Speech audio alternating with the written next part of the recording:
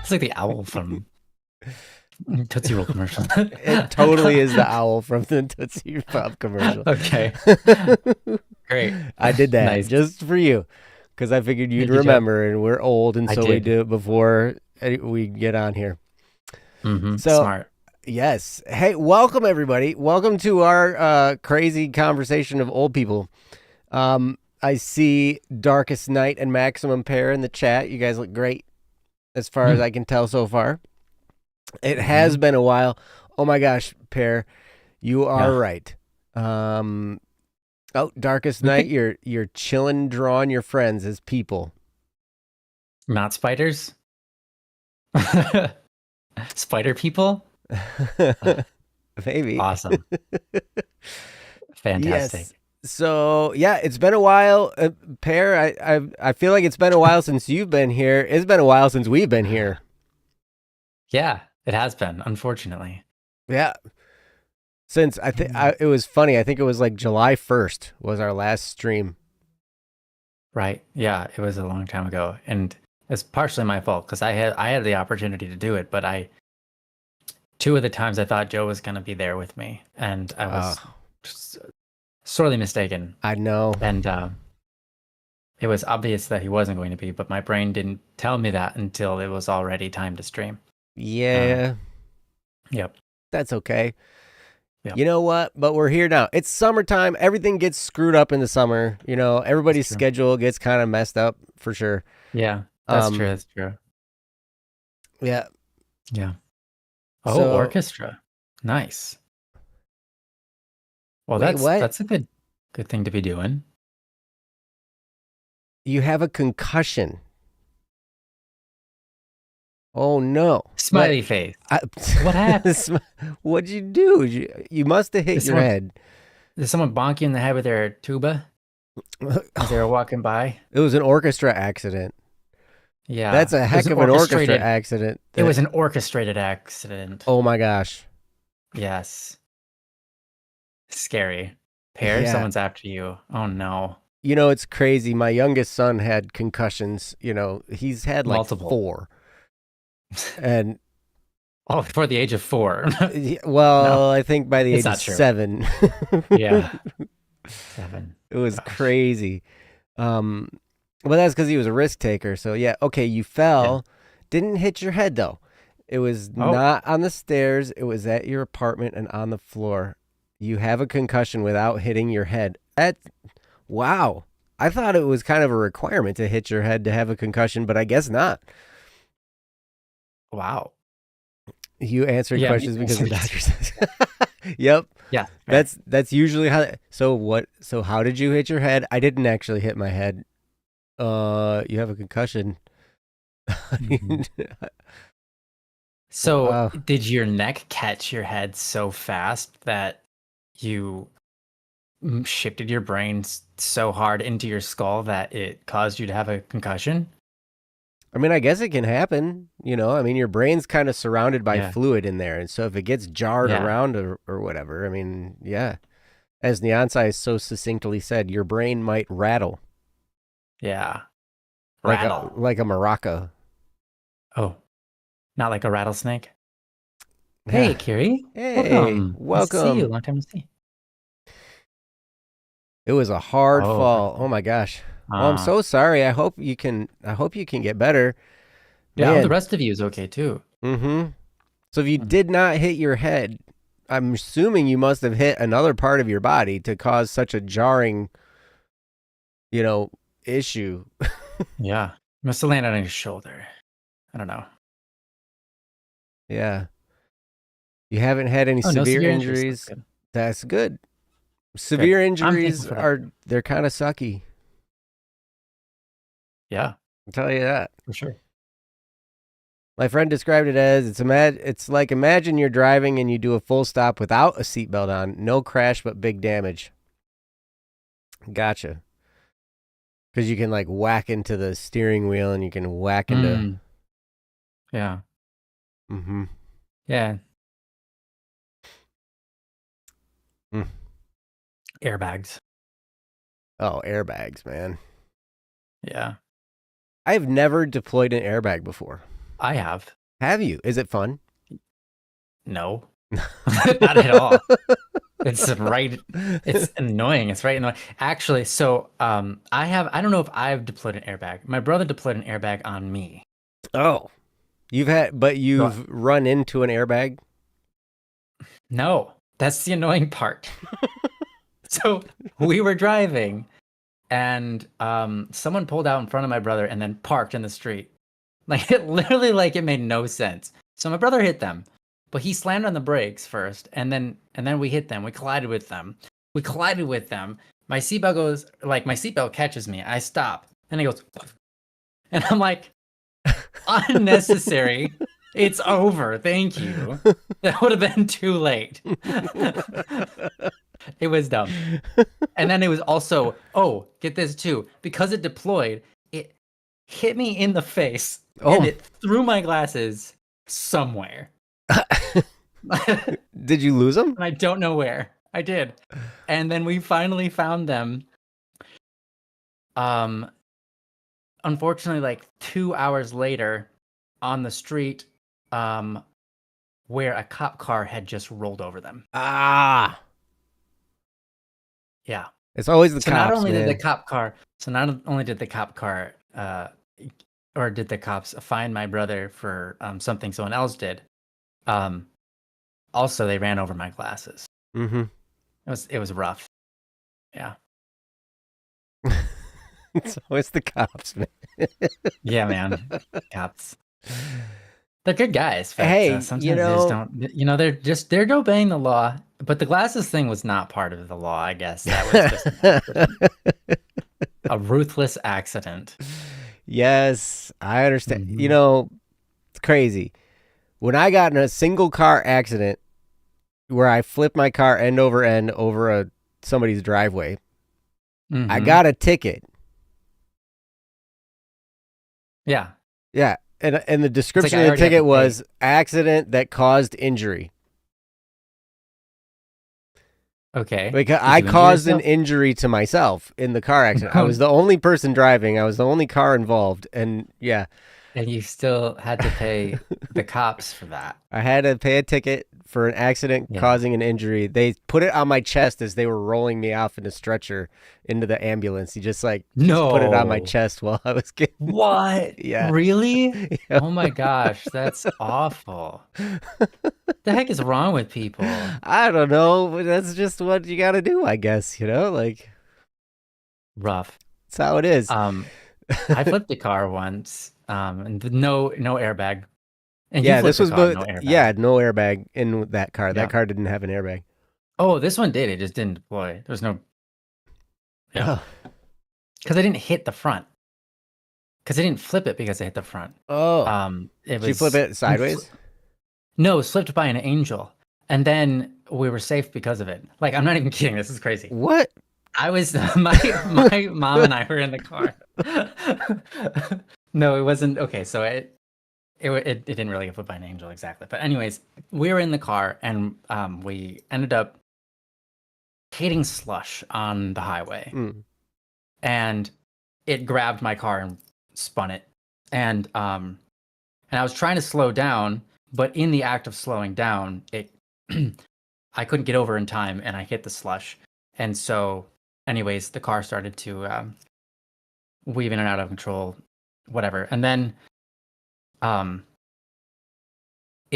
we were going probably about, I would say we were slowing down, so maybe 55, 60. Mm-hmm. And we went off the road and into a ditch, but the car didn't keep going. For some reason, it just stopped at the ditch and did a full 180 front flip, so that we landed on the head of the car and we were upside down.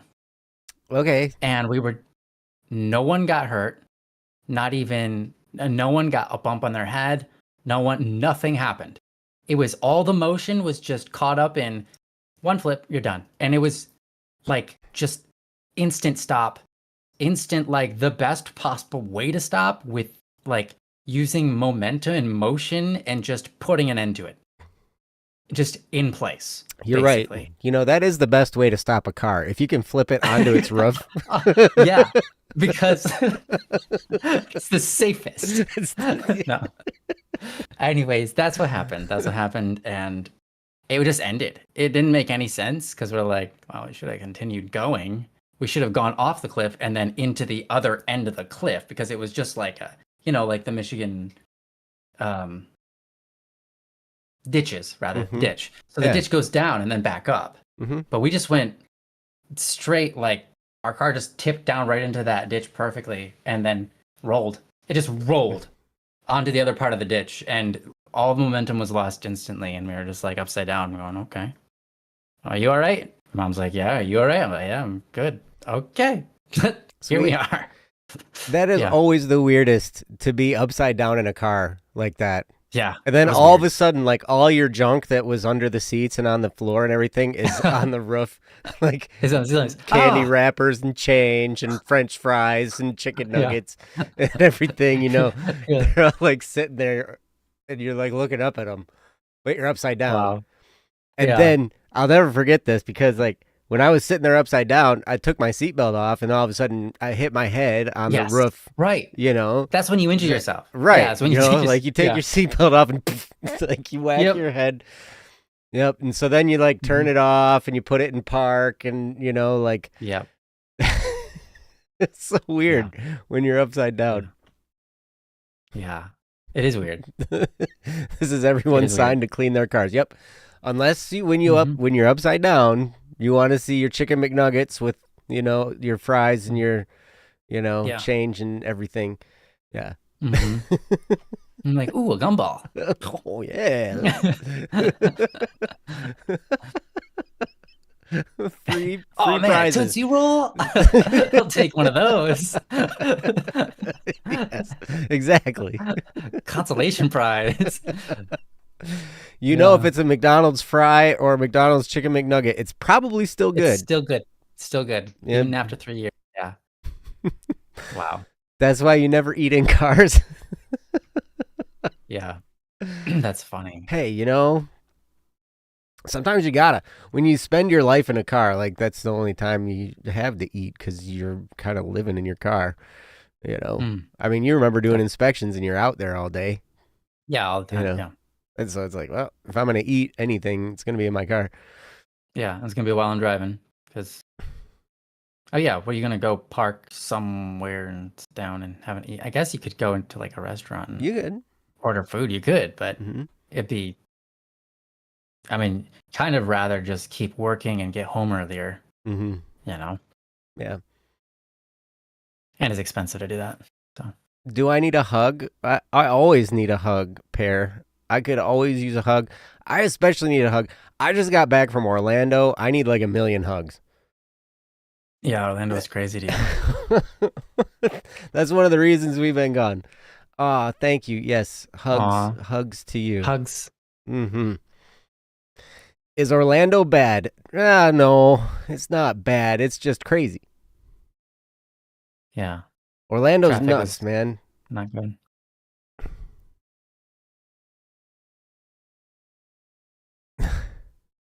Yeah, honestly, so me to find something I lost in an emergency. Yeah. Emergency situation. Like, oh, I found it. Yeah.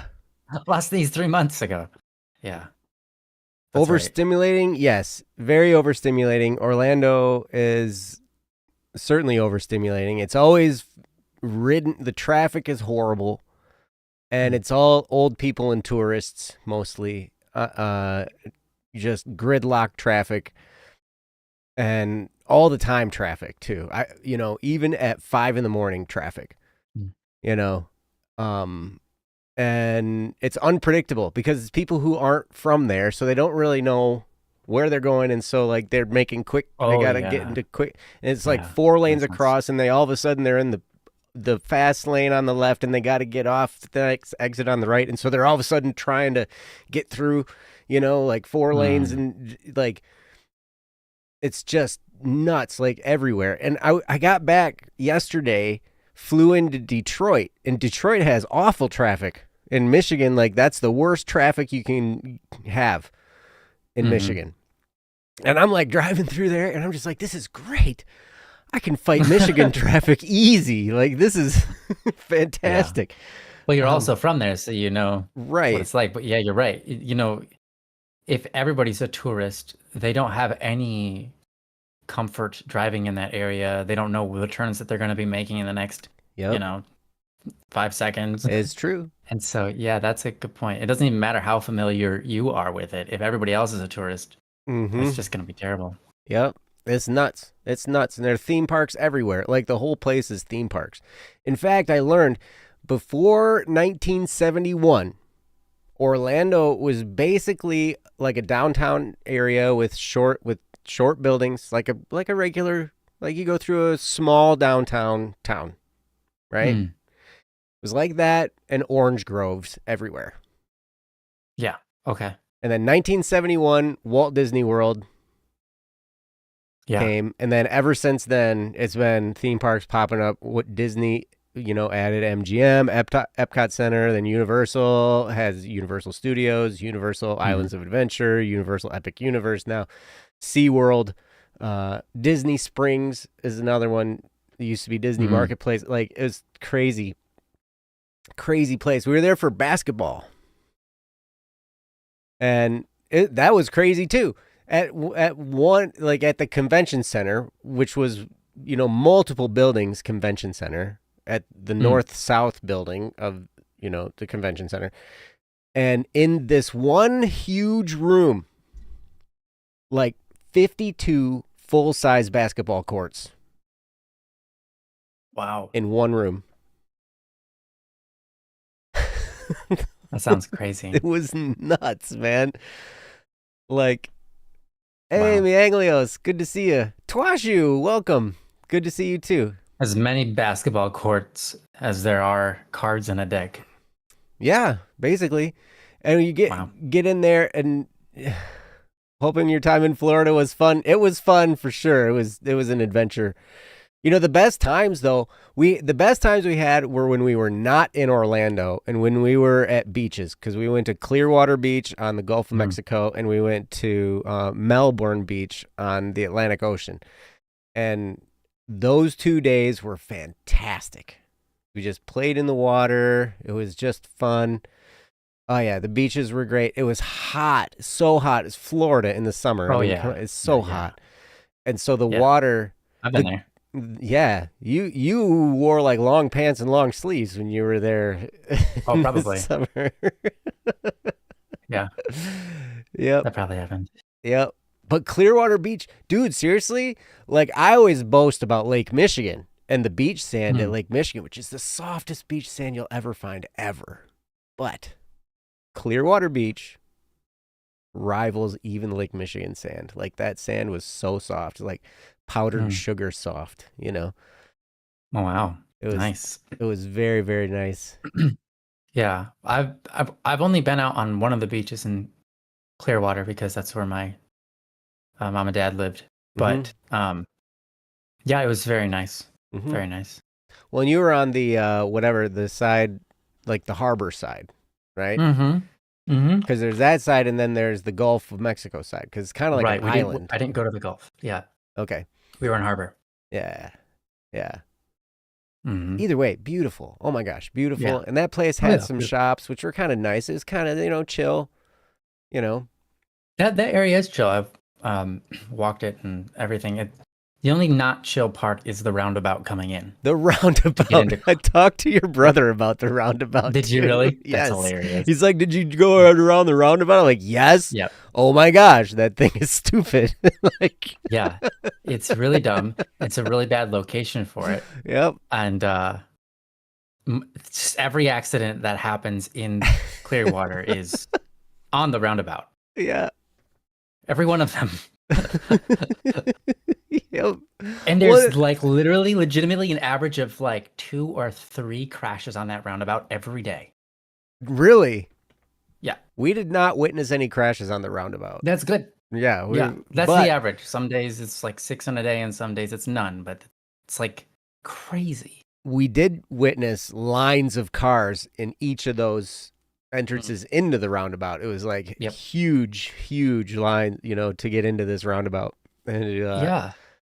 it was crazy. But I mean, it's a popular place for Mm. for good reason. It's beautiful, Mhm. right? But it was still way more chill than Orlando. Orlando is nuts. Yeah. I believe that. Oh, you went to Hawaii during the cold weather. Oh, Ooh. I want to go to Hawaii. Yeah. That sounds awesome. Compared it to snowing when we left our area, Hawaii wasn't cold, but anyway, the beaches and sand were amazing. Yes. I want to go to Hawaii sometime. My son wants to go to Hawaii because the waves are big. Yeah. Hey, Kendra, don't Yeah, hey, swim in the Kendra. Gulf of Mexico. I did swim in the Too Gulf late. of Mexico. What's wrong with the Gulf of Mexico? I will say this. I swam. Oh no. Oily, huh? I didn't notice any oil. I did notice though, because we were body surfing like the whole time. The waves were big enough to catch and body surf. My son got a boogie board, and so he was boogie boarding. I was like, I don't need no boogie board. I'll just body surf, and like catch the wave and like put my arms out and like go ride the wave in to shore. Wow, that's awesome. And dude, I crashed into the shore. That's my elbow got all scratched up and scraped up. From the soft sand? No, they're crushed seashells, right where the water meets the sand. Like all these crushed seashells that are really sharp. And so it's like, I don't know, it's like 2 or 3 feet of sharpness. Yep. Yes. And then it's sand again. But got crashed into there with the wave, just like set me down really hard onto the shore. And beautiful, dude, I took my swimsuit off as I was changing, and like it was like an explosion of shell fragments just everywhere. My pockets, everything. Oh no. Okay. Yeah. Take care, Claire. Yes. Take care of yourself. Yes. We take appreciate care of you yourself. Spending some time with us. Mm-hmm. Sorry, Joe. I can continue. No, you're good. You're good. Pear. Yes. Take care of that concussion. Mm-hmm. And I hope you get better quickly. Me too. Kendra says, back in 2014, went overseas 7 countries in 16 days for Northern Ambassadors of Music. Wow. Sang in all of them. Dang. Was fun, but got lost in Austria, though. Oh, wow. Wow. Traveling is crazy, man. Yeah, it is. Oh, you went to Corpus Christi, Texas, and it was oily. Okay. Oh. I see. I mean, I suppose it's just like anywhere, right? Like, I mean, sometimes you go to Grand Haven Beach in Michigan, which is one of the destination beaches in Michigan, right? Mm-hmm. And depending on what day it is, it might be really crummy conditions. Because if you go to that beach like 2 or 3 days after a really heavy rainstorm, okay, what happens is that's where the Grand River dumps into Lake Michigan. Oh. And the Grand River goes through Grand Rapids, which is a big city, right? And so all the junk, once all the junk in the sewage systems like overflows and ends up in the Grand River. And so like 2 or 3 days later, it all is on the beach. And so you have all this garbage and everything. Yeah. So sometimes yeah. Oh, you're going to watch a movie with your mom. Hey, see you later, Darkest Night. Thanks for joining us. Yeah. Good seeing you. Yeah, enjoy yourself. Mm-hmm. Your favorite place was Switzerland. Switzerland does sound beautiful. In the mountains. Yeah. Yeah, that's I've never beautiful. even considered it. Switzerland. Mm-hmm. I've seen some pictures of Switzerland. Yeah. Yeah. Plus, they have nice bank accounts. Swiss bank accounts. Swiss bank. Yeah. They've got great knives. And they've got nice Swiss cheese. Army knives. Swiss Army knives and Swiss cheese. No, Swiss cheese can go jump out the window. Okay. I think it's great. You can it's can good have in all the context. Swiss cheese. You can have. I don't want all of this. No. You can have my portion of the Swiss Okay, cheese. I'll take How's your that? portion. Yeah, All right. yeah, that's Perfect. great. I'll trade you for some of your cheddar and some of your Colby Jack and Okay, some of your Munster. we'll do that. I like all of it. All of it's good. Nice. But you can have whatever you want. Mm-hmm. And yes, the chocolate. The chocolate Swiss is chocolate. good. Yeah. Swiss, yes. Yes. Yeah. A lot of good things come from Switzerland. Mm-hmm. I want a cheeseburger. You know, Sure, cheeseburgers are so great. Mm-hmm. You know, wait, but you're from like the country where the hamburger was invented. Was it actually I've heard arguments that it wasn't actually invented in Hamburg. It just a coincidence has the same name. I don't know. I'm just saying what I heard. City's name has nothing to do with it, but yes. Okay. Huh? Oh boy. We got a spammer. Okay. What up, enough. Michael? Yeah. What up? I don't know how to pronounce the rest of it. Gnadinger. Hello. Beans. You're beans. Swiss. Hey, at least that's on topic. You made it.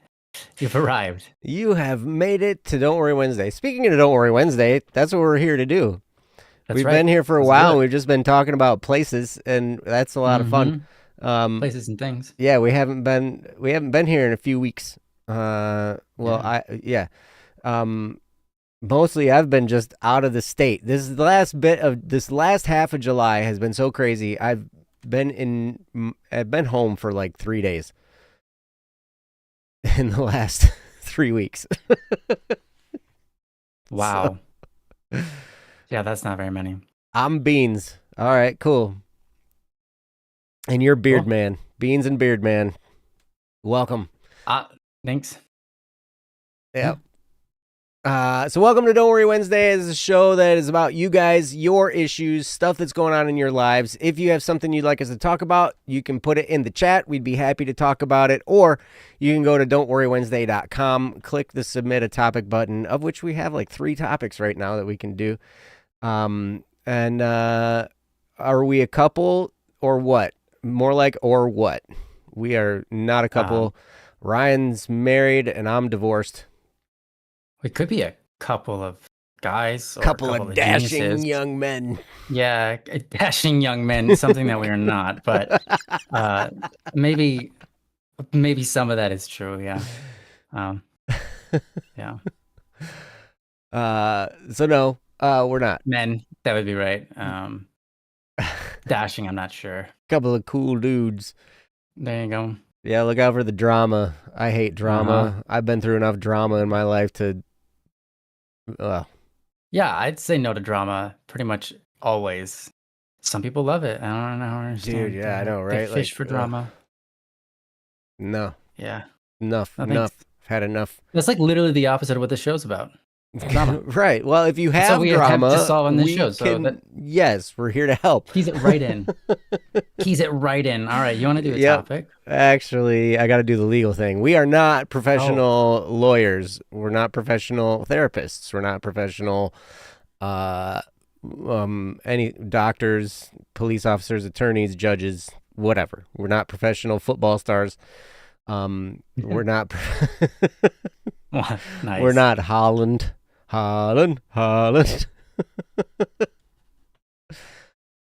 Is a Swedish soccer player. Oh, okay. I've been seeing a lot of YouTube shorts of this dude. Crazy. Okay. Professional friends. Yes, that we could be. We try to be good friends with anybody we meet. I don't think I get paid to be a friend, but yeah. Yeah, me neither. I've never been paid for that.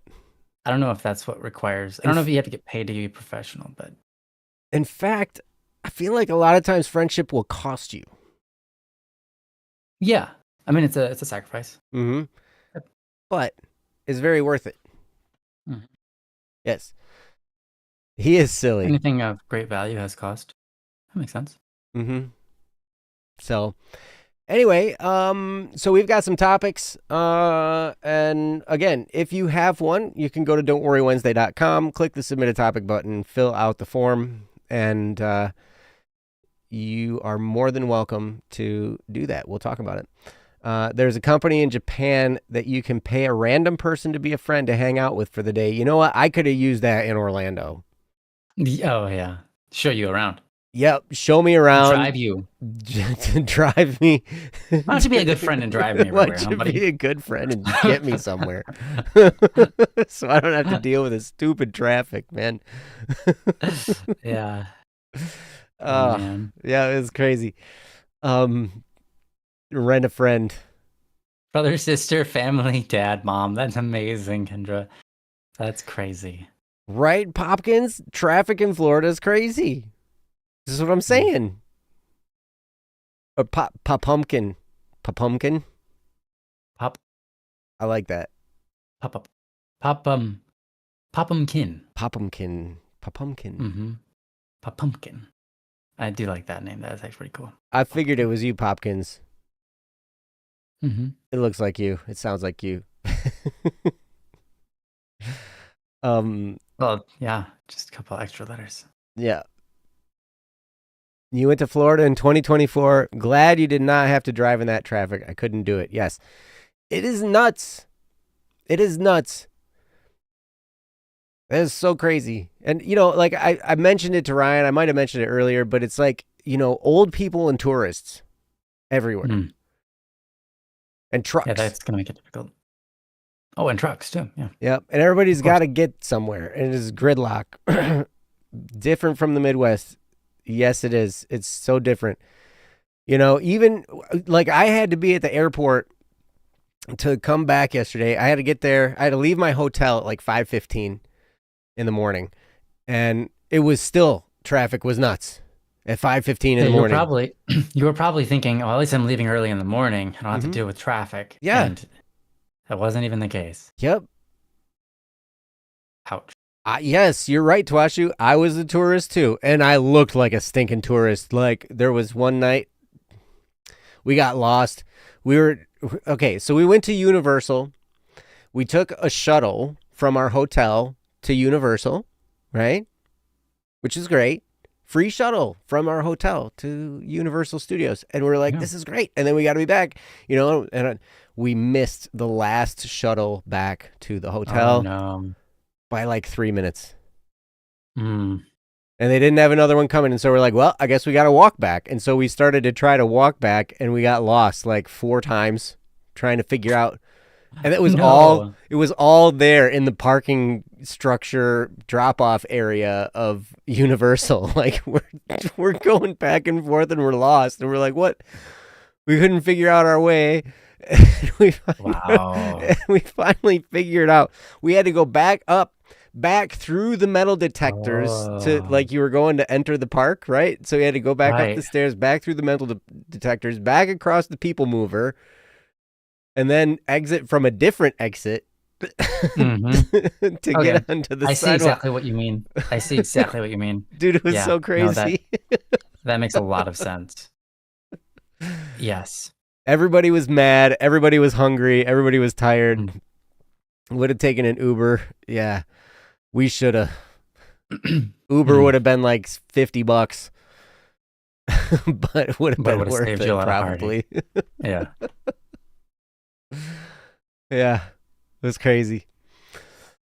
So anyway, I've got all kinds of stories now and had all kinds of adventures, and I'm surprised like my blood pressure didn't go through the roof. It probably did actually. But I'd much rather taken a vacation to Indiana. Oh, I thought you were going to say India. Or Pennsylvania. Like, oh, interesting. Or Indiana, Pennsylvania. Or Germany. Wow. Or Detroit. Wow. Well, then you could have come home early from your vacation. I could have. And had a vacation home at home, which is nice. Yeah. That's where I like to take my vacations. Yeah. Yes, Germany. I'd like to go to Germany. That'd be cool. Jamin. Yes. You want to go too? All right. Hey, Lucian. Hey, Lucian. Good Welcome. to see you. All right. What do you say we get into a topic? Yeah, it's 45 minutes in. I think it's about time. All right. Should we just start at the beginning? Yeah, let's do that. Accepting compliments. Okay. I'm not even going to put this on the screen. I'm just going to put it in the thing. Okay. Okay. Does that sound good? Yeah. I'm just going to put it up in the current topic deal. Sounds smart. Okay. Let's see. This is called Accepting Compliments, and it's basically right here. I'll put it up there. Boom. Put it up there, and you guys can read it out loud while I read it out loud. Okay. Yeah. No. How do you accept a compliment? Is right up there. Great. I almost did what you suggested, and I thought better of it. Because you had suggested we could read it out loud while you read it out loud, and I almost did. Yeah. That would have been fun, but also chaos. No one would have heard the topic, so. Yeah. Party at Twashu's. By the way, anybody who's going to Germany, we're going to party at Twashu's. It's going to be great. Yeah. That sounds awesome. Yep. We're going to play Skip Bow. And Skip Bow? Yeah. I don't know what that is. It's a card game. You never played Skip Bow, the card game? No. Oh my gosh. Never played that one. Wow. Okay. Yeah. I'll teach anybody there. I'll teach you how to play euchre. Okay. I've played that. Okay. Anybody in chat know how to play euchre? Okay, I don't know how to play euchre. I just know I've played it. Wait, you don't know how to play euchre? I played it when I was a kid. How am I supposed to remember? I mean, that was like 30-something years ago that I played it. Okay, that's not true. It was probably 30 years ago or maybe 28 years ago. Last time I played euchre. I don't remember it all. What's that? Euchre. Euchre is kind of it's a little bit akin to rummy, but it's kind of a Michigan card game. Yeah. I played it so much. Like in college, I played so much euchre. We'd play euchre like every night or like, 4 or 5 times a week, and we'd sit there and play euchre. Takes 4 people. Yeah. It's a lot of fun. But anyway, Skip-Bo's fun too. Skip-Bo. Yeah. You played something called Johnson's Bar. Oh. Interesting. Card games are really great. But okay, so how do you accept a compliment? That's our topic right now. And I have trouble with this. I understand you asking this question because sometimes it's hard, especially if your self-image is kind of not all that great or your self-esteem is kind of low. It's really hard to accept a compliment. And so a lot of times I would defer compliments and I'd be like, no, and just kind of play that. And no, you are, whatever. But a lot of times I've learned that, to defer compliments is kind of doing a disservice to the person complimenting you. Like they're complimenting you, wanting you to feel good. And so you can start, one of the best ways to start accepting compliments is to just say thank you. Mm-hmm. And because what that's going to do, you're going to accept the compliment from them. They're going to feel good about complimenting you, and you're going to thank them. And then that's a really good start. A lot of times I'll try to compliment them in return, whatever. But sometimes it's just about accepting what people are giving you and just thanking them for it. It's not easy, especially if, like I said, if your self-esteem is low or if you've had some self-image issues or whatever, you don't feel like you deserve a compliment. And so it can be kind of hard. But Ryan has had accolades upon accolades upon accolades coming from people in his music career. I'm sure you've gotten so many compliments over the years. And he's such a gracious person and so wonderful at all of this and makes people feel good wherever he goes. He really does. And so I'm going to turn this over to Ryan and let him talk about it a little bit. But how do you accept a compliment, Ryan? Well, thank you for saying that. And I, of course, I feel like, yeah, I've definitely been complimented a lot since, I don't know, even before I began my music career. But, throughout life, I've gotten a lot of compliments. And I think probably everybody does. Honestly, everybody does, likely. But if you reject them, then you probably haven't really gotten many because you've rejected them. So, and that, I mean, then you haven't received it. But also, people stop complimenting you if you do that enough, because they are turned off on the idea that complimenting you is ever going to make you feel good. And if the intention is to make you feel good, that's one thing. But I think a lot of people also compliment you not just to make you feel good, but because they sincerely mean it. And a lot of times you're going to receive compliments of something that you didn't even try hard at. You're just like a part of you.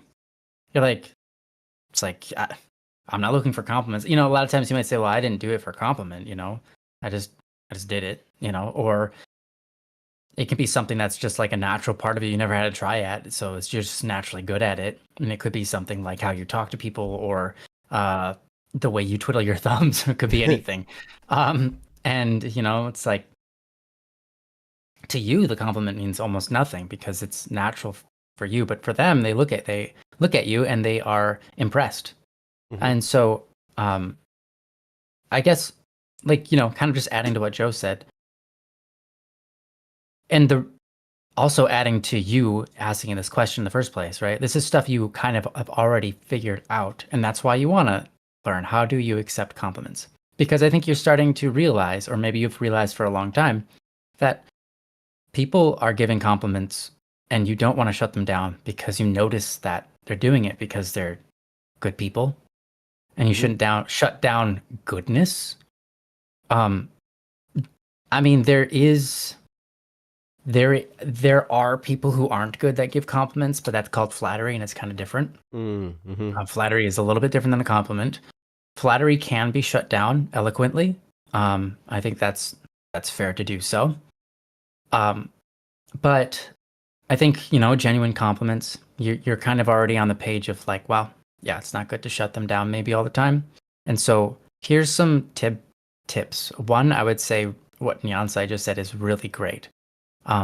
Whether you feel like you are deserving it or not, if you feel like you're not sure what to say to it, always recognize they're not looking for you to say something back. They're just trying to tell you something. So if it doesn't go anywhere, that's okay. But it is really nice to give feedback, such as what Nyansai said, which is, oh, that was really sweet. That was really kind of you to say, things like that. That kind of does the thing that Joe was talking about, where if they give you a compliment, you kind of give a compliment back. Even though they're generally not looking for one, hopefully. Maybe they are, some people, but generally they're not looking for a compliment back. They're just telling you what they see and they like. So, but it is really a nice way to respond is to say, that was really kind of you. Or, oh, thank you for noticing that. I appreciate that. Even if, maybe the compliment doesn't land on you. Another thing that's important to understand is, I'm going to relate this to receiving a gift. I don't know if you've ever experienced this. Sometimes, I mean, especially I've had lots of people give me gifts in my history of existence. And I can see many times they mean so much by it. Some people, like, they're just gifts people. Like, that's their love language, is gifts. Yes. And I know, and it's really hard because I look at this and I think, I know that I can't emotionally receive this as much as they've emotionally invested in giving this to me, right? They've emotionally invested in finding this and noticing it, how it relates to me, and giving it to me. And I know that deep down, I can never receive it and live up to what I'm imagining as the standard for, like, how happy they want me to be by receiving it. But the reality is, yes, they want me to be happy, but part of it is they just want to give. And so I have to kind of shut myself down there and just say, it's not really, it's about me, but it's not really about me. It's not about me honoring and being super happy. It's about me receiving it the best that I can to fulfill, to help them see that I'm appreciative, even if I can't necessarily, even though I'm not necessarily emotionally touched in the way that I expect them to want me to be. But it's not a play. I can just receive it however I receive it, and that is how it is, and maybe I'm not emotionally invested. So maybe it's the same with a compliment. Maybe they say something and it's like, I'm not really touched by that, by that compliment. That compliment doesn't really resound with me or in any special way. It doesn't mean that I can't still receive it and be thankful that they gave it. Be thankful that they're the kind of person and they're presenting themselves with kindness, with a gift. And the compliment is just that, is a gift. It is a worded gift. And so sometimes I might not resound. I might not necessarily be able to fully experience what they were hoping I might experience. But it's still genuine of me to be appreciative and say, hey, I really appreciate that you went out of your way to give me a compliment.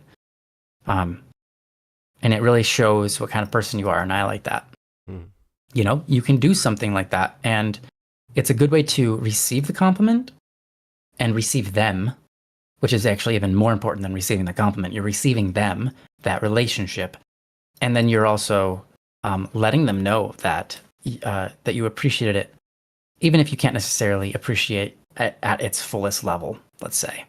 But anyhow, I think another thing that's really important to consider is to fully receive a compliment.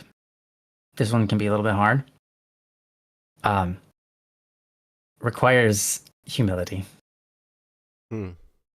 And that sounds backwards because of our perspective of humility in our culture, which is to be selfless and self-harm and whatever. But you're on Don't Worry Wednesday, so you probably know that we're not talking of that. But to be humble enough to accept a compliment, to be humble enough to recognize what they're seeing is goodness, and goodness is valuable. And to just humbly accept it and continue on your day. Not to relish in it, not to fabricate and use it as like a fuel necessarily, or anything, not to try to facilitate more compliments or anything, but just to humbly receive it, because that's what they wanted to offer of themselves. And them offering that is a good thing, and that is valuable. And so just to humbly say, oh, thank you, I appreciate that. And them recognizing something good in you is good. And so that's something to appreciate. And I think a lot of times our pride gets in the way of being able to receive a compliment, especially when we're really hard on ourselves. And usually that's an issue of pride. It can be, not always, but usually is an issue of pride. And it could be like, well, I didn't even perform that well, so what are you complimenting on me? Or you don't want to be the kind of person that looks like they're gloating or bragging by accepting the compliment, or it's like you don't want to be perceived as being, you think you're all that in a bag of chips because you said yes to the gift of a compliment, right? There's all sorts of things tied up that are social semantics that I think you just kind of, if you can be humble, you can just bypass it all and just humbly accept it, because that's what they're offering. That's what they're offering of themselves. And just to humbly receive them in the state that they are, that is true humility. To receive someone in the state that they are, in the state that you are, and just take it. And it's a gift of goodness. So to reject it would be counter to not only you and not only to them, but also the relationship and the world that you live in.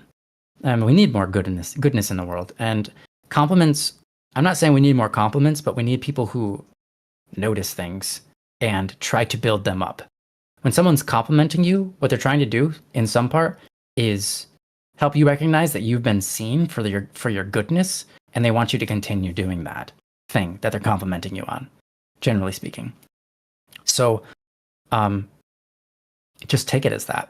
And so I hope that that does help. I know that it was not very step by step how to receive a compliment, but I think hopefully some of the things I've said landed or made you think of things that landed yourself. So that's what I've got. And I'm interested in seeing what Joe has to say. So Joe, I'm going to give it over to you. Yeah, start talking. Dude, start talking. I don't know what I can say other than what you said. I guess the only thing I can say about accepting compliments is not necessarily like, I feel like Ryan said so much about, like, he laid such good groundwork for you as far as like how to accept a compliment, but really I think probably the main thing in doing so is being genuine. And like Ryan said, humility, being humble, being genuine, and it's kind of an inside job, right? And to just learn how to really be appreciative, because all that kind of stuff comes out in whatever you say to accept a compliment. And so it's really just trying to, cultivate that gratitude in your heart, cultivate this idea that, when this is happening, be thankful. Like when, that's for a really instance, good point. We look at, I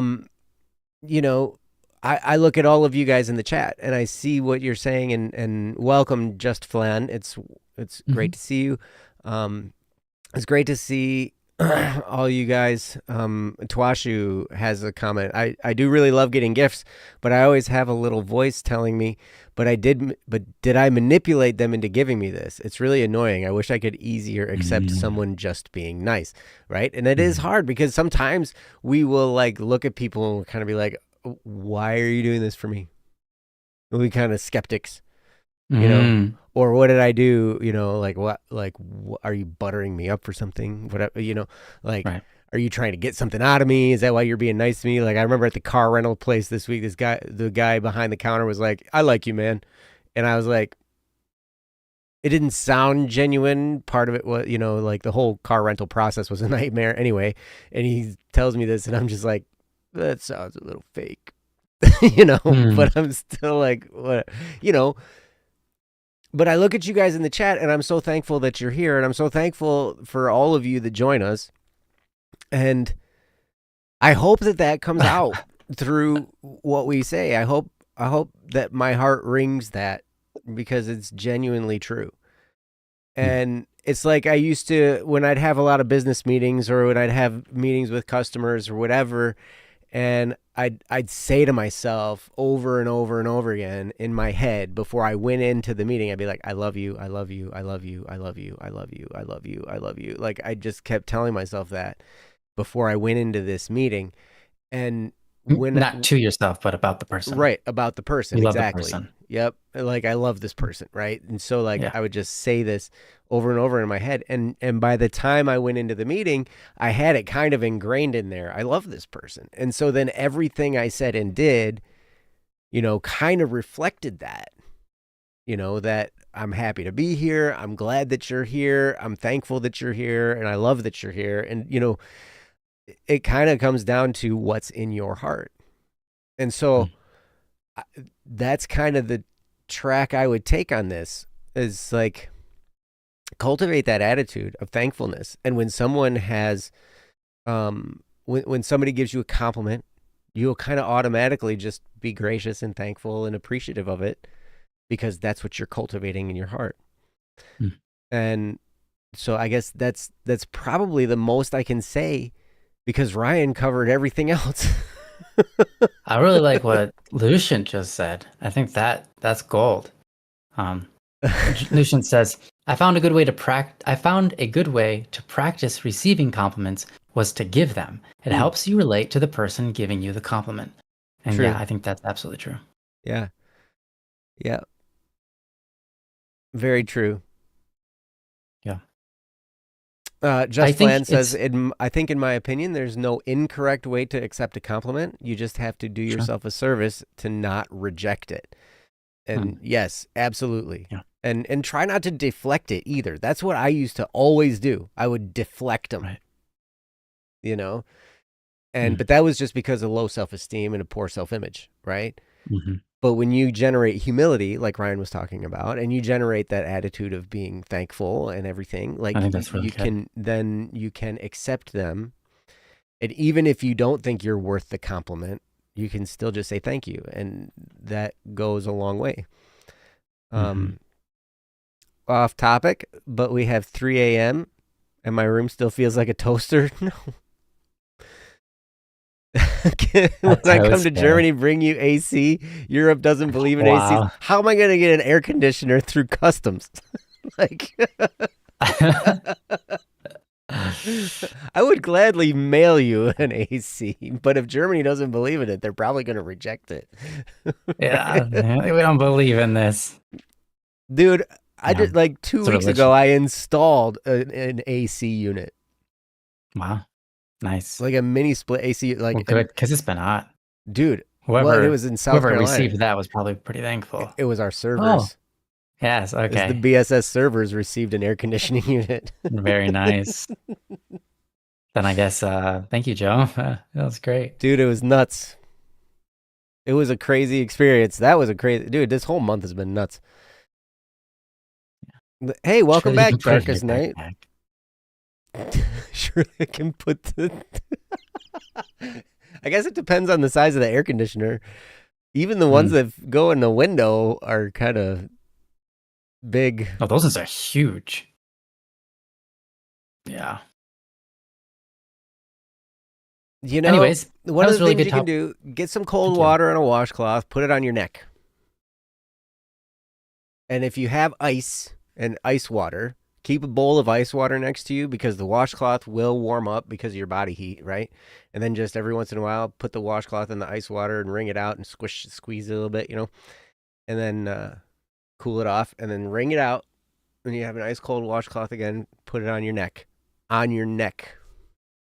Like around the back of your neck. Because all these major arteries and veins go through your neck. And so that will go throughout the rest of your body and it cools you off. You have a fan blowing against a cold towel, making cold air. That works too. I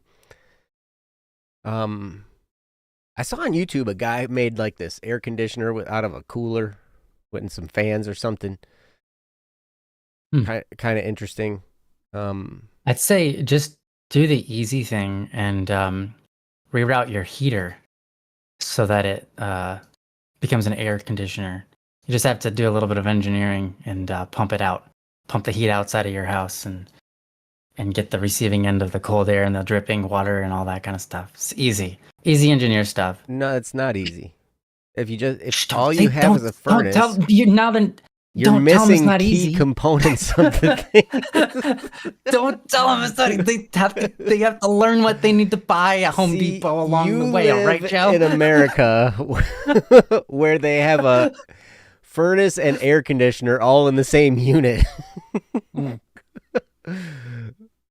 We don't. If it just has a furnace. Oh. Yeah, we only have a furnace here. Oh, you do? But you guys like it hot, so yeah, just turn your heater to an AC.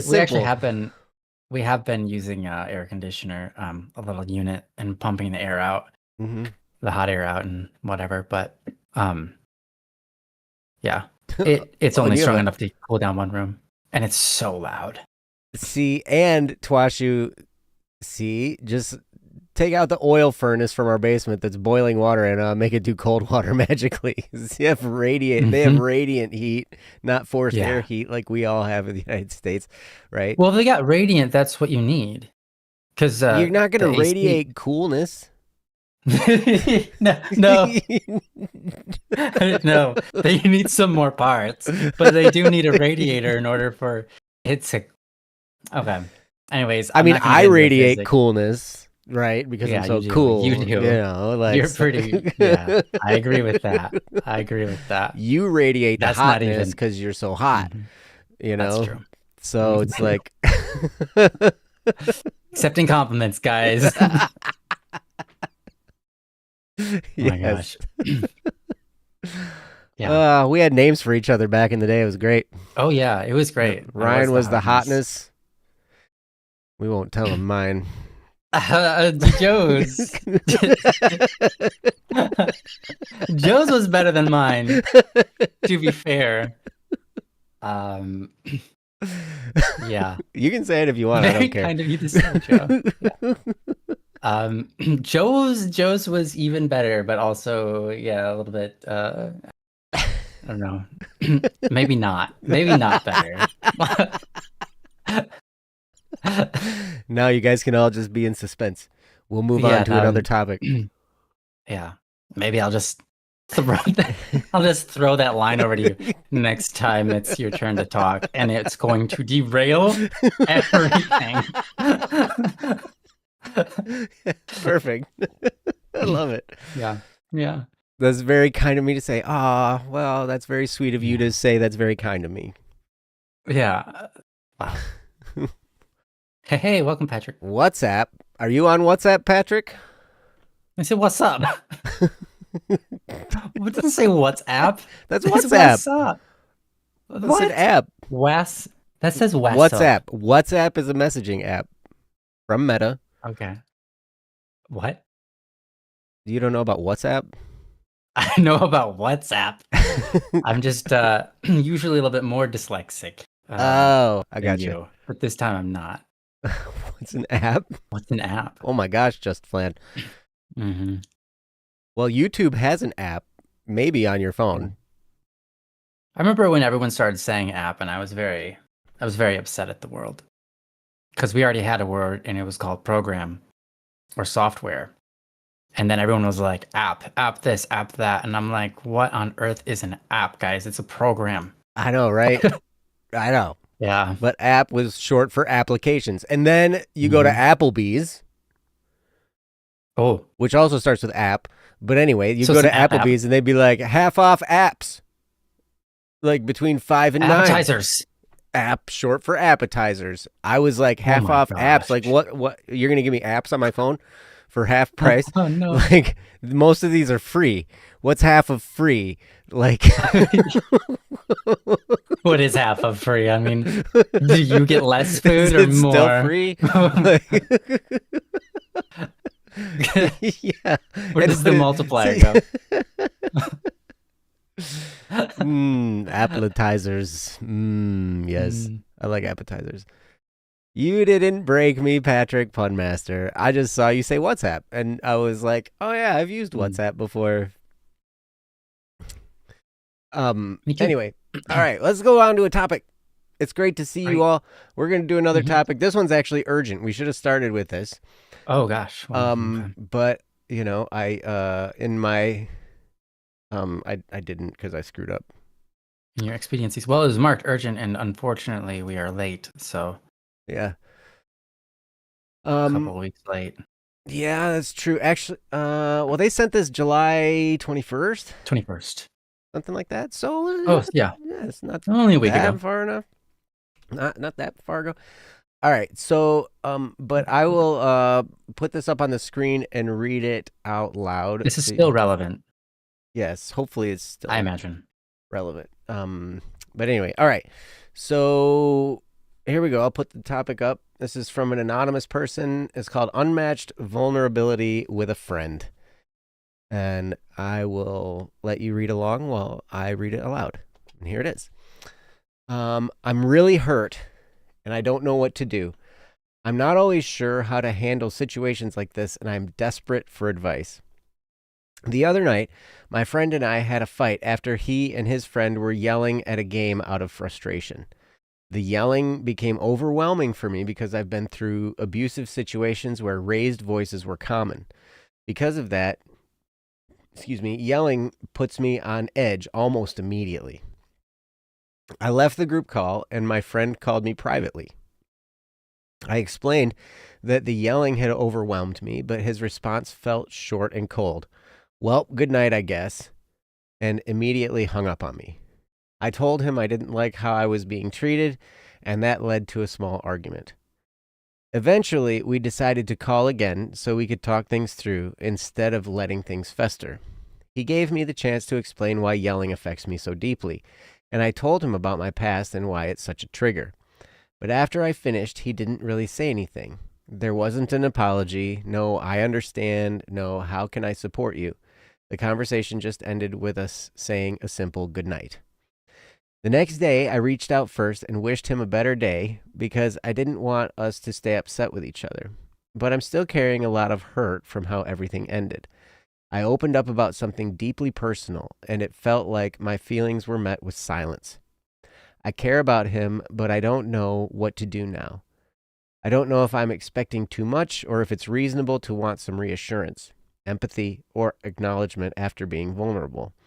All I know is that I'm still hurting and I'm not sure how to move forward. From Anonymous. Anonymous, I am very, very sorry to hear that you went through this. I'm sorry to hear that you were triggered by something. I understand triggers. I understand how they can mess with you. I understand how they can hijack your nervous system. It can be a rough time. And a lot of times people won't understand your triggers. Like, I know I have a really weird trigger. I'm triggered by public displays of affection. And they were all around me at Universal Studios when I was there the other day. Which makes me want to go to Six Flags Qiddiya City in Saudi Arabia, because in Saudi Arabia, they frown on all public displays of affection. I'm like, dude, that means like it won't be like going to Cedar Point and you see people making out in the line and holding hands and being all schmoopy poo with each other. I just go stand in line in the heat and sweltering hot Saudi Arabia sun and just wait for my ride on the roller coaster and not have to deal with all that stuff, right?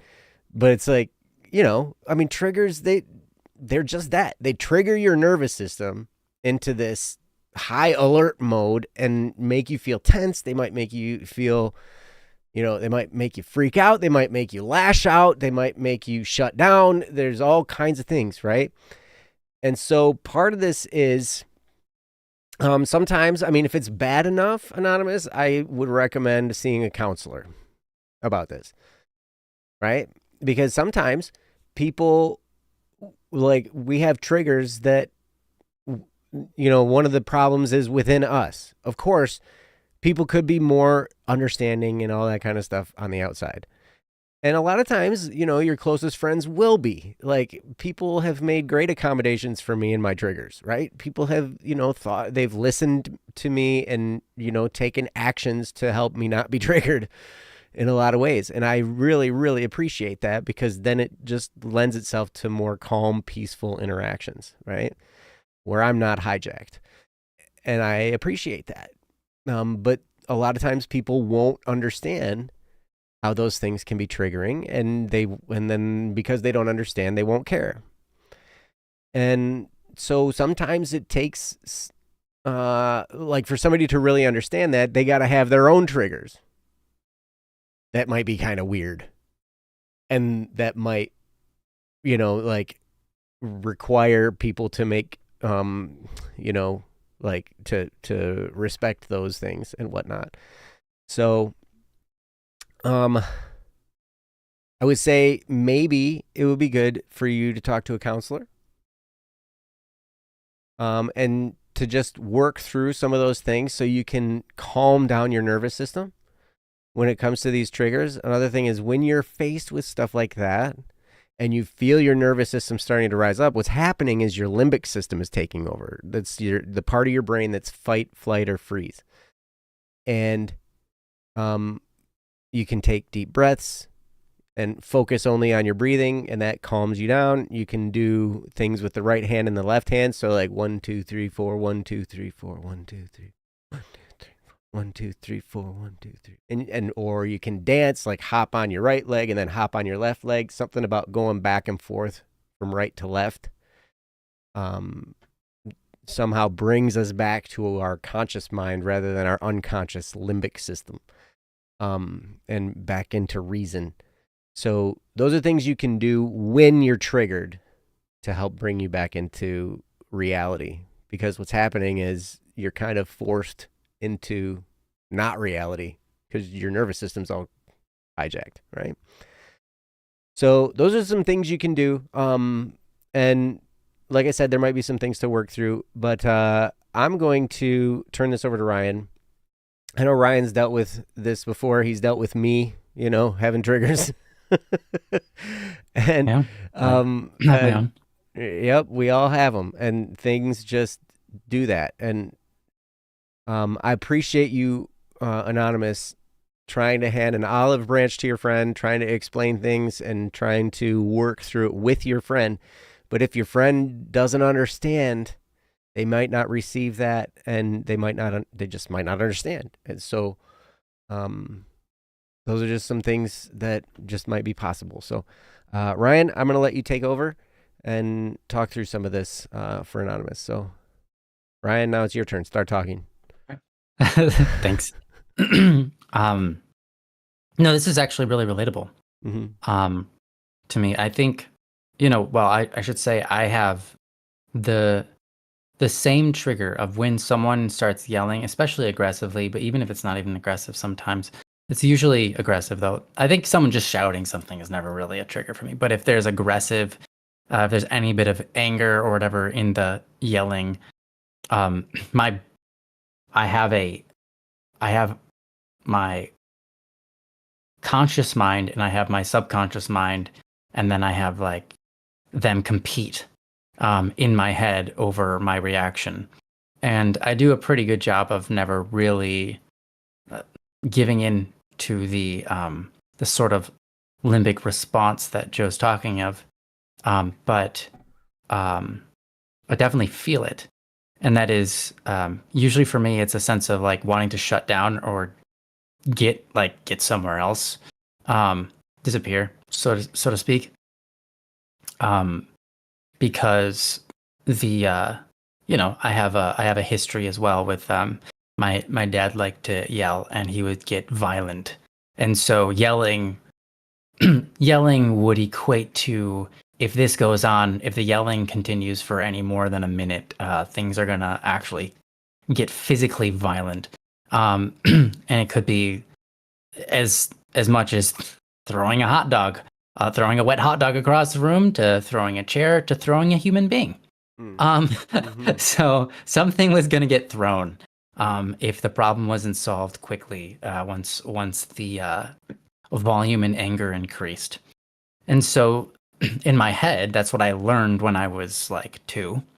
And so that's not something that's easy to unlearn or unassociate with.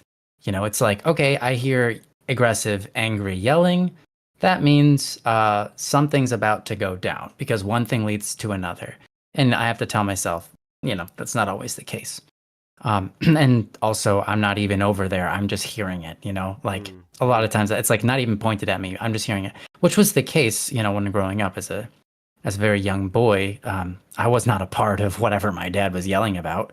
I just happened to be in the crossfire, So it's that sort of thing. It's like, okay, even if it's not about me, it's still something that my mind leads to naturally because of what my mind formed for how the pattern recognition I had when I was 2.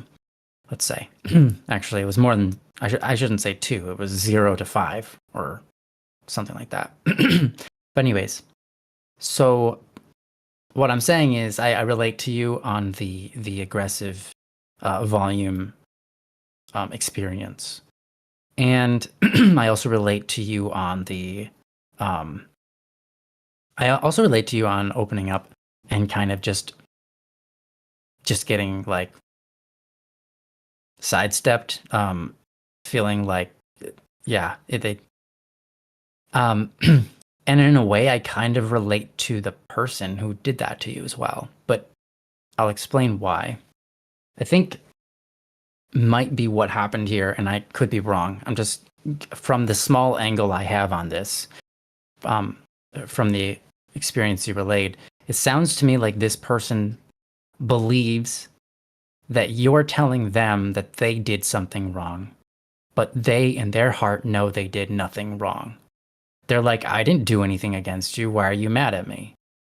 Like, why are you acting like I did some great grave sin against you when I was just playing a game with my friend and things got heated, but we didn't do anything towards you or like what?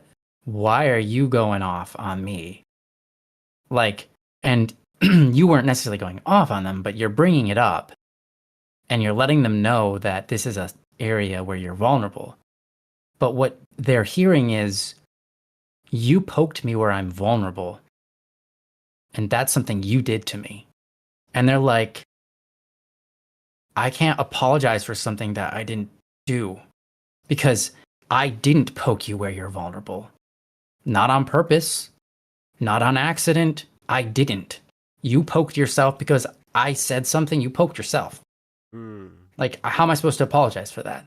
So they're trying to let you down as easy as they can and just say, okay, I won't, it's like, I'm not going to yell at you. I won't tell you like you're wrong, but I don't have anything to say to you. So, okay, good night. Like, that's, so coming from that sort of point of view where they don't understand this concept of everything we do has consequences to those around us. And when we're being like, if he's yelling out in frustration, I'm actually going to say that's kind of potential, like at a video game. It errs on the side of that darker side of gray, you could say, of morals. It isn't something you should be doing. But let's say it's fine. Let's say it's not anything wrong with it. But the world around you feels and experiences that negative, frustrated energy that you're putting out there. And if they're affected by it, that is your fault because you're the one that put it out. So there should be some responsibility that he should recognize he has, enough to say, I'm sorry, I didn't mean to hurt you, and thank you for letting me know this. But like Joe said, it sounds like it's probably something that he doesn't even understand. So he probably doesn't understand where you're coming from. Like, even if you told the whole story, he's not experienced with it. Two, this might be his first conversation like this or whatever. Like, it's not something he knows how to respond to even to begin with. So there might be that. And then thirdly, because like learning how to respond to somebody opening up to you vulnerably, that's something you will learn how to do better and better as time goes on. Because not everybody's always usually opening up to you vulnerably. So your first couple experiences with it are going to go a little bit weird. Yes. That's very normal. Yeah. So when that happened, he might have been thrown off like, I don't know what to say. I don't know what to do. And I don't have anything to give. And I didn't do anything wrong. And I don't understand what's going on. So the best I can do is try to say, okay. And there's no graceful way to shut it down from there because he hasn't had the experience to learn how to be graceful about it. So I think it could be a complication of maybe he's not used to that kind of area of communication. Two, he doesn't quite understand where you're coming from, even though he understands the story. He might not really, maybe he has his own triggers, but he's still not fully able to grasp it from your angle. And three, he might feel like you're accusing him of doing something very wrong towards you that he himself feels like that's taken a leap. And you're pointing a finger at him and judging him and calling him a bad person. And he's like, I'm a bad guy. I'm a bad person now. Like, are you trying to end our friendship here? Like, what am I supposed to do with this information? You're just pointing at me and saying that I'm a villain. So he could be coming from all these points of views. If pick and choose, maybe he's got a couple of them. Maybe he's doing one of them, whatever. So my point is, I kind of relate to him on the sense of not knowing how to engage with someone who's being vulnerable. So I say that to help you understand that however he responded, it's not probably what you needed. It's probably not what you deserved. It's also probably not something you should hold against him, because who knows what's going on in his head. And he's probably trying to figure out, how do I, like, he probably doesn't even know where to go. He's probably lost. Like, how do I move on from this point? I just got, like, he probably feels like he got attacked. And that's usually what happens when things like this happen in relationships. Both parties kind of feel like they got attacked. And honestly, that is what happened. But it's not like you attacked him. It's not that you went out of your way to attack him. It's not like he attacked you, like in a way that he went out of his way to attack you. But the relationship met with some amount of pressure, let's say. Your relationship was attacked by this experience, by this event. And you took the step to make the relationship stronger than it ever could be without you taking that step. What you did was you made the right step at the right time. The only problem with that is the other person might not have received it as that. Now they have to choose to make that step. And if both of you make that step together, that relationship becomes really strong. That relationship ends up breaking ground where most relationships stop. And that relationship ends up becoming a relationship where you can talk about things and improve each other's lives in deep ways where you couldn't have ever even thought of treading that ground before. So that relationship, you're putting it in a spot where it has a lot of power. But I do want to say this. Not every person can be trusted to be in that kind of relationship. Because they might not yet have the ability to perform well in that kind of relationship. If someone is completely self-interested, let's say, then when you invite them into a deeper relationship that involves vulnerabilities and talking about them, you might not want someone to handle that is entirely self-interested and doesn't care about you, right? So usually those relationships weed themselves out. This might be one of those situations that's it's weeding itself out because he's not really interested in going to those depths with you yet.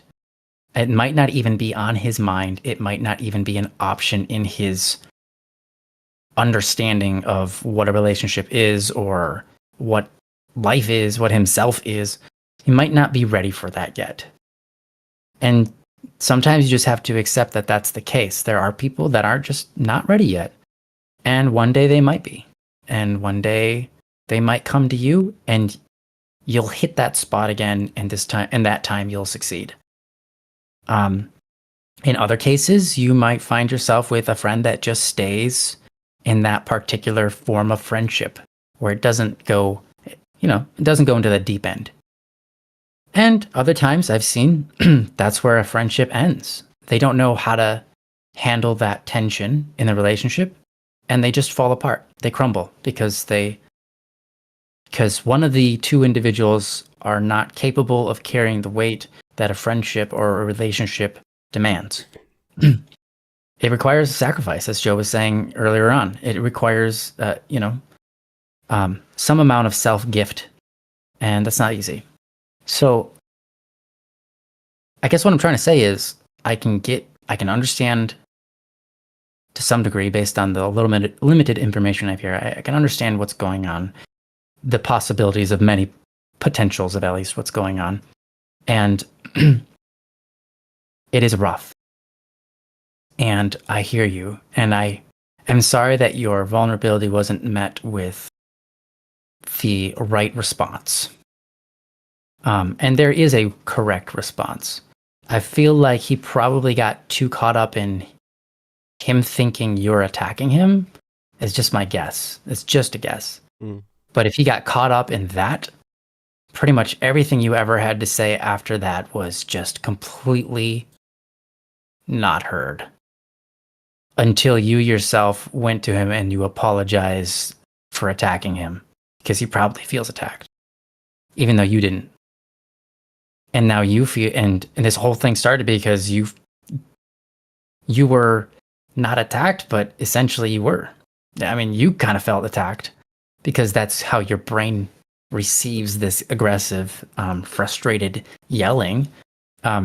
It's like you were in the crossfire and you were hit by the loudness and you suffered mentally because of it. It's not a direct attack, but it is a friendly fire, let's say. Mm-hmm. And the friendly fire was never apologized for. And then you're like, hey, you hit me. And they're like, why are you pointing out my flaws? Why are you got to sit there and point out that I don't have perfect accuracy? Like, that's not nice. And you're like, the heck? Why are you suddenly now the victim? Like, what's going on? You know, and it's like, that's how people are. I think in order to actually receive vulnerability from somebody, the person on the other side kind of has to let themselves go and just recognize, like, you know, it's not about them. It's not about their accuracy. It's not about any of that. It's literally about what you're saying, and not them. You know, it's hard. It's very hard. That's what I'm trying to say. So I guess what I'm saying is their response is unfortunately normal because it's not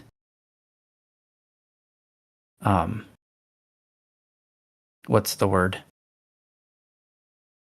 Okay. I don't know what the word is. I can't. Maybe bird. I can't think of the word. Bird. Yeah. Bird.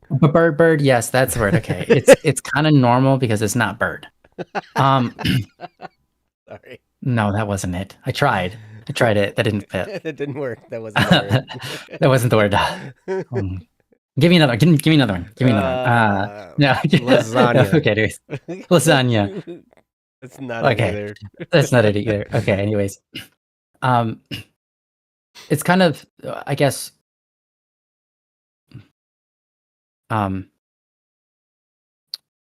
wow. There's literally a word for this. That's okay. I'll just have to pass on it. But my brain is still digging for it. Okay. Just gotta let it go. Anyways, my point is that their response sounds kind of normal in the sense that they're just a person and they probably haven't had experience with this. They're just a person. They're thinking about themselves. All of that is normal. They're just a person and they're probably thinking you're saying they did something wrong and they think they did nothing wrong and you're fishing for an apology, but they don't want to give it to you and they're waiting for your apology because you accused them of something that had nothing to do, whatever, right? This is all normal behavior. This is human people. The average human person is not that great with relationships. Mm-hmm. And so and emotional intelligence for that matter. And emotional intelligence. So you're confiding in someone who is just normal, not above normal, and that's okay. He's there for a while. Maybe one day something will wake up inside of him and he'll become beyond normal, right? The word for that. And then that'll be fantastic for them. But if it doesn't happen, it doesn't happen. I think, most people don't even do that. Most people live their lives not really having any real understanding of their vulnerabilities, and they're just suffering. And they don't go to anybody because it's never worked out for them. Every time they've told someone about their vulnerability, they got the experience you just got. Because everyone else around them is the same as them, and they don't know how to deal with it. So the point is, you live in a fallen world, and you didn't do anything wrong. And you were met with something that was unfortunately normal. Not what you deserved. And I hope that you can have the grace to understand that this person probably is not capable of doing the thing that you were hoping for right now. And just respect that and have patience, pity, not pity in a bad way, pity in a good way. Just to know, like, you know, they're not there yet. It's like asking someone to play the violin, play a song that they can't play yet. You know, you just have to say, like, oh, you know what? They're not there yet. That's okay. They'll just keep practicing violin, and one day they'll get there. Or maybe they won't. Maybe they'll put the violin down. They won't keep practicing, and it's fine. It's whatever. But I hope you'll have the kindness and the generosity and the patience and the humility and the understanding it takes to get through this situation and not press up against them for not being able to do something they're not capable of because they don't even understand. It wasn't that you did anything wrong. It's just that it sounds to me like there's something that's missing from the puzzle for them to receive you the right way, to actually do the things that you're asking for from them, which is apologize or just say, oh, I see, that is hard. I understand how that is difficult. Or even say, oh, I'll try not to do that from now on around you. Or any amount of responsibility taken for self, and the fact that the actions that they do literally affect everything around them. And they're totally not aware of that. But you're just trying to explain it to them. You're just like, hey, this happens. And they're just like, they don't get it. They don't get it. So I hope you'll have patience with them. I don't mean patience in the sense of like wait for them. I just mean understand that they don't get it. And be kind to them. And kind enough that it doesn't have to destroy the friendship, because you're not sitting there waiting for them to apologize, because they never will. Not because they're mean, but because they don't understand. And I hope you have the kindness to do that and the humility to go, let's just move past it. Because they don't get it. You're hoping like they'll go, oh, I understand. But the reality is they just don't. And so, because if they did, they wouldn't have responded. Like, I know that they didn't. Because if they did, they wouldn't have responded how they responded. Right? True. They would have responded with, I understand. They would have responded with, like, anything, you know, that wasn't that. So my point is, they don't understand. Just, kind of the best thing you can do is just let it go, and yourself recognize that what you're asking for wasn't granted because they don't understand. And what I mean by that is you don't have to surround yourself with it. If it happens again, you don't have to stay. You don't have to be there. You can leave. You can very kindly say, you know, hey, I got to get going for the night, and get off or head out. You know, and they don't have to understand why, because even if you try to tell them, they probably wouldn't, right? So if they're not willing to calm themselves around you, then, you know, that's something you have to be aware of, and you should do what you know is right. Like, I wouldn't. There are real wars going on. I'm not just going to show up at one of them. Mm-hmm. You know, it's not necessarily about being a good friend or having the strength that, you know I have enough strength to survive this, and, you know, whatever. It's not about being weak. It's about literally not being reckless and putting yourself in harm's way, because it is putting yourself in harm's way. If you already recognize it's a problem, and they said they've basically said, yeah, it's going to continue being a problem, deal with it. Then your response should be like, okay, their outlook on me is not, they are not looking out for me, basically. They're they're just being reckless and firing. I'm not going to stand where the bullets are getting shot. Like, doesn't make any sense. So you look after yourself, and don't put anything against them for not understanding. Just recognize that they don't understand. So they're not going to be looking out for you. They legitimately do not understand. So do not think they're looking out for you. Keep that in mind. And if you want to go into the battlefield, because there's goodness there. There's something to fight for. There's a friendship there. It's good, right? And you want that thing to survive, and you want to show up, and you want to have fun with them. They're playing video games. You want to play video games with them too. You know, that's all good. But just know that they are not consciously aware that there are bullets being fired. They don't see it. So just recognize, like, you're going to get caught up in it again, because they don't understand. And you're free to show up. You're free to take the hits. You're free to do that because you want to celebrate something good, like a friendship. But you're also free to say, I'm going to protect myself, and I think that's smarter, and it's probably good. Mm-hmm. So either's good. Again, some people are not capable of being. Some people aren't capable because they're not responsible or virtuous enough to actually hold a friendship or a relationship that's worth it. That's good. That's ordered to good. Right? I think a really good relationship or a really good friendship, whatever, is ordered to good. It's ordered to the goodness of the other and the goodness of both, the goodness of the relationship itself. It's ordered to something good. And not everybody is on the same page with that. Mm-hmm. And so if they aren't on the same page with that, because they don't recognize it, they don't know what good is, they haven't seen it, they don't understand that you were being vulnerable, like they're missing it.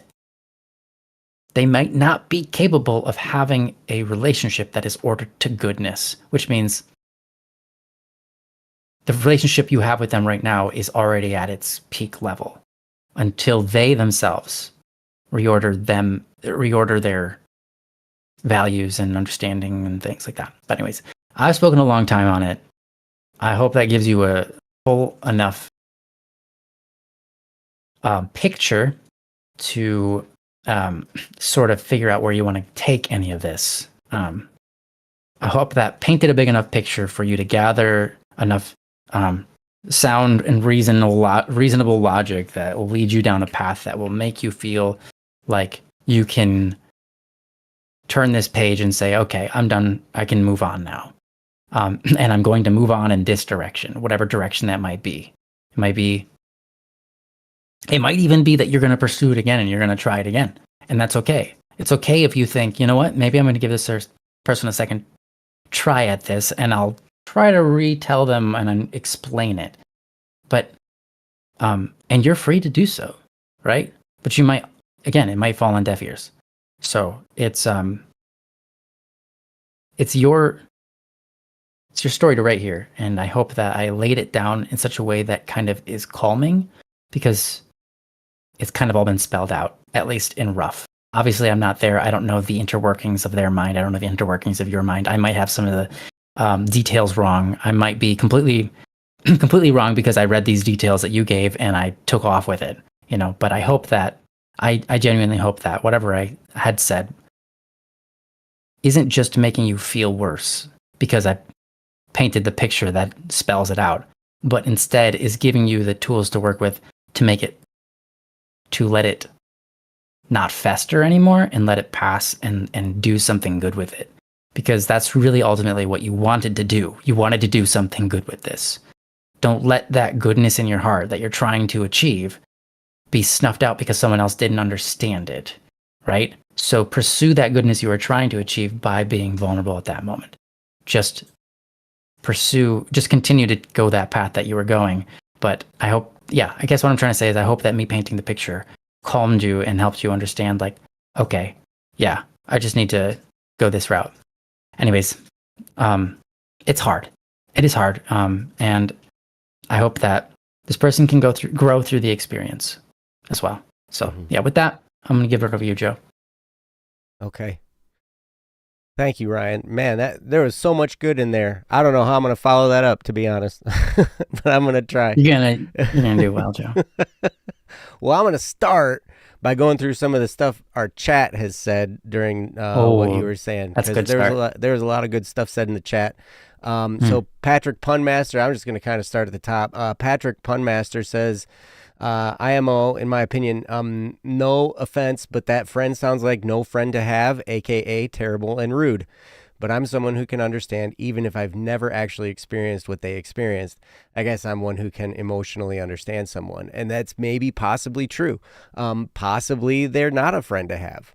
If they can't be respectful, it's possible. And I wouldn't necessarily jump to that conclusion all at once with a friend. I would generally tend to give a friend many chances, it just kind of depends. If someone is kind of throwing your vulnerability back in your face, that's probably somebody who you might want to distance yourself from at least. Maybe still be a friend, but kind of friend at a distance. Like not hang out with them very often, or, in very rare instances. I had a friend, one of my son's friends decided he can't hang out with my son when my son is in the same group chat with with certain other people because of, how they kind of get charged up and, some kinds of things are said that are hurtful or triggering or whatever. And that's completely a legitimate boundary to set. Absolutely. Because like Ryan was saying, it's appropriate for you to protect yourself from having a hijacked nervous system and to avoid the times when it might be happening. Because while you work through your own triggers, like Ryan was talking about, the anger trigger that was set into him by his father when he was just 2 years old, those are deep-seated triggers. That seriously, those take some self-work to work through. And it's a lot of work, and sometimes it's painful work because you got to go through all these painful times and remember them, and it can be really hard. Like these things are so deeply seated in us that, we don't even necessarily always know the source. Right. It's just your brain picked up on the pattern. You don't even know where it came from. Right. And a lot of times they're from times in our lives where we have very little memory of, like from before we were 3 years old. A lot of these things were planted in us. And we don't have a memory. We can't remember the incident that caused it. We can't remember the condition that caused us to have this trigger, but it's there. And sometimes it takes certain therapies to bring it out. EMDR is one that's gained a lot of popularity over the past, handful of years. It's been very effective for people in recalling and dealing with old traumatic instances that have created, neuroses in us, I guess, for lack of a better term. But okay. That was a good term, though. I liked it. I mean, it's true. I'm a very high functioning neurotic. That's a good word. This is just the truth. Just Flan says, I think it's important to consider how something affects you before considering how someone responds. Both are equally important, but it's important to give your own mind some breathing room. It's very difficult sometimes, but there will be times where people don't respond exactly the way you want them to. In these situations, I think it's important to allow you to ease your own mind. Instead of counting on someone easing your mind, since they may not fully grasp how much it means to you, remember to be kind to yourself first and foremost. That will give you the strength to move on. And that was very beautifully said, Just Flan. Yes. Like, seriously, that, it was so poignant and wonderful. And I think you're right. You do need to be able to take the time to ease your own mind.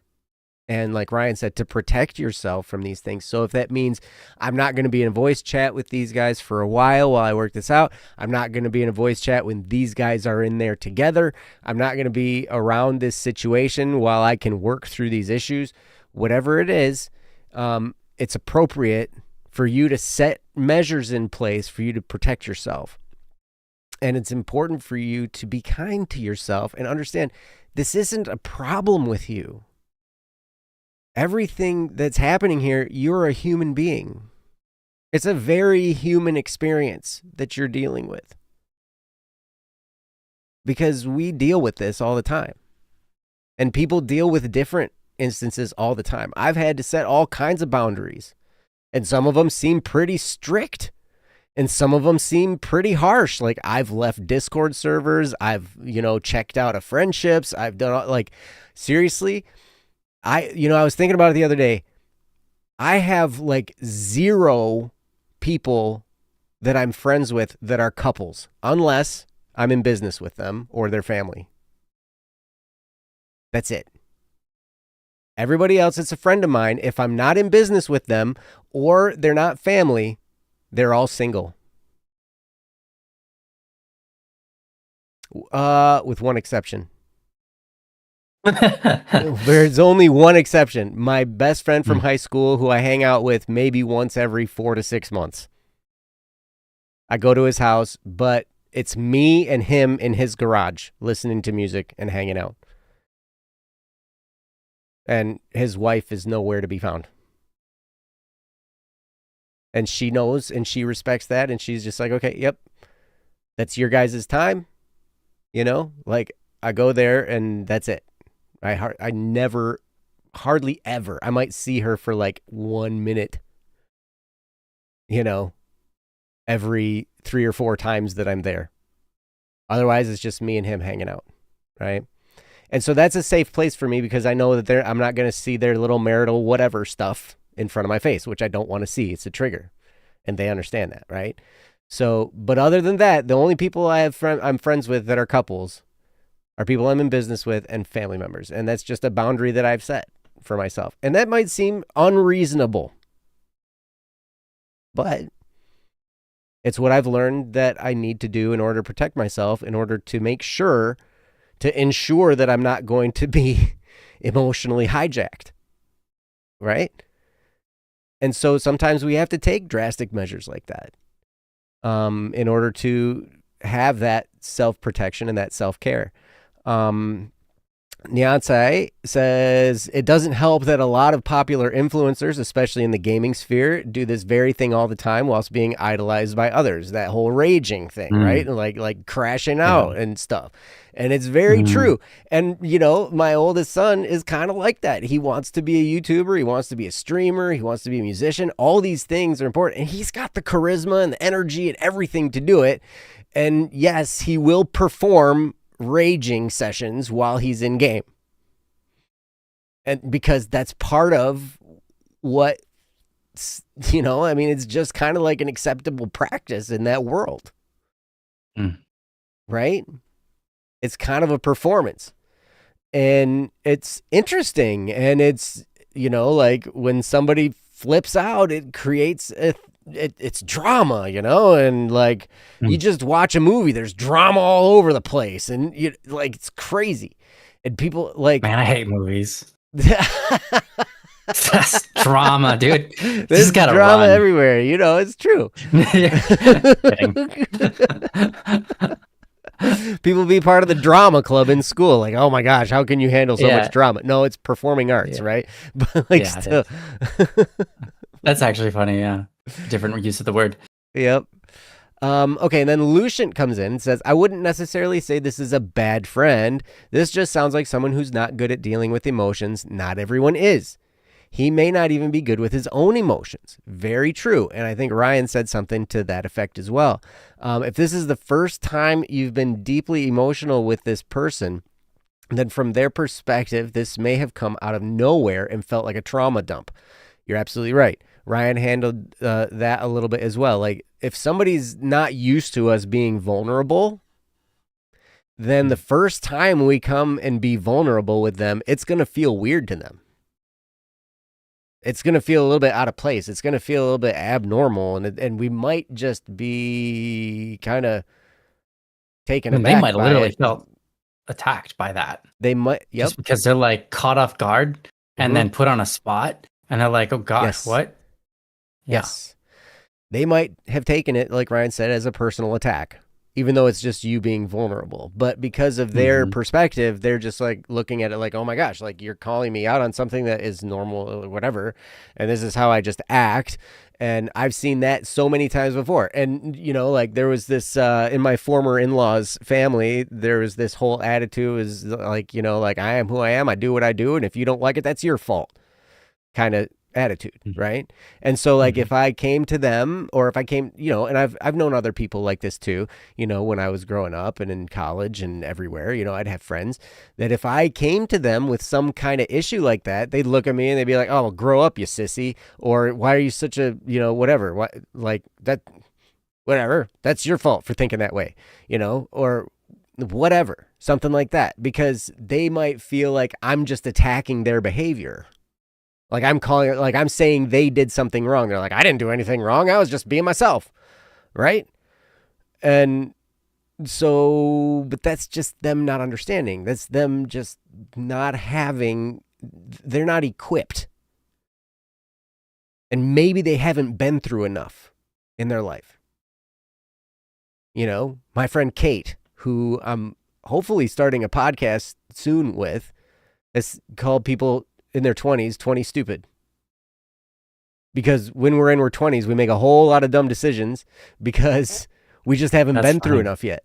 We just don't have enough XP yet. Now, some people, by the time they're 18, they have more XP in their little finger than somebody in their 70s and 80s 60s, has, yeah, you know, because they've been through so much crap. And they've been through so much pain and through so many instances that are just not normal. Like they have a lot of XP.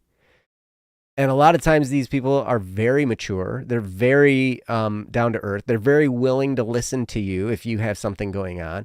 And it's quite incredible to see, you know? So I don't subscribe to the whole 20 stupid thing because I know people in their 20s who have been through enough to give them the XP to actually understand some of the things that people are going through. But I also understand that not everybody's there. And man, you want to see this, go to an airport. I was just reminded of this week.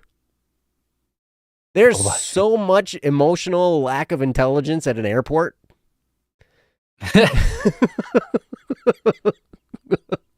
Nice of you to notice, Joe.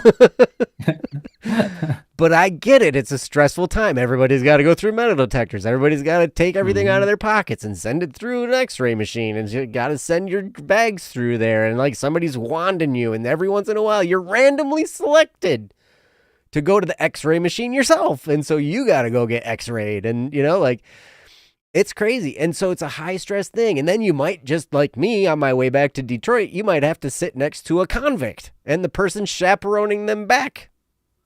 Right?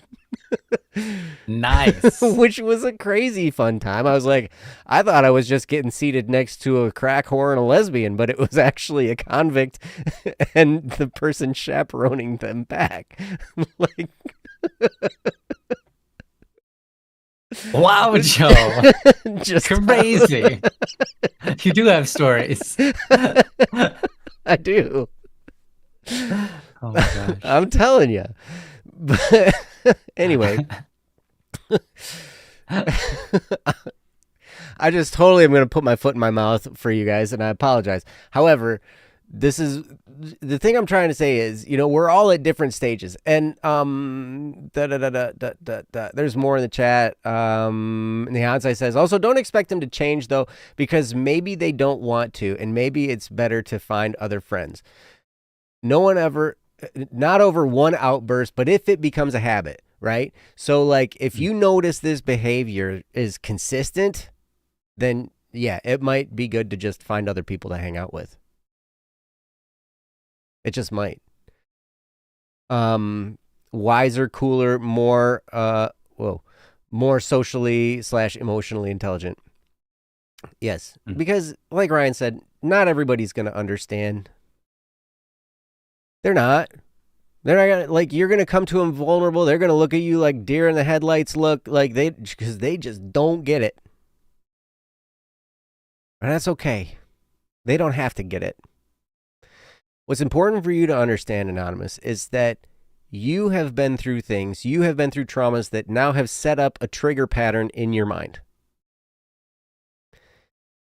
And it's important for you to set boundaries, like Ryan was saying, and like other people in the chat were saying too. It might be appropriate for you to distance yourself from these people.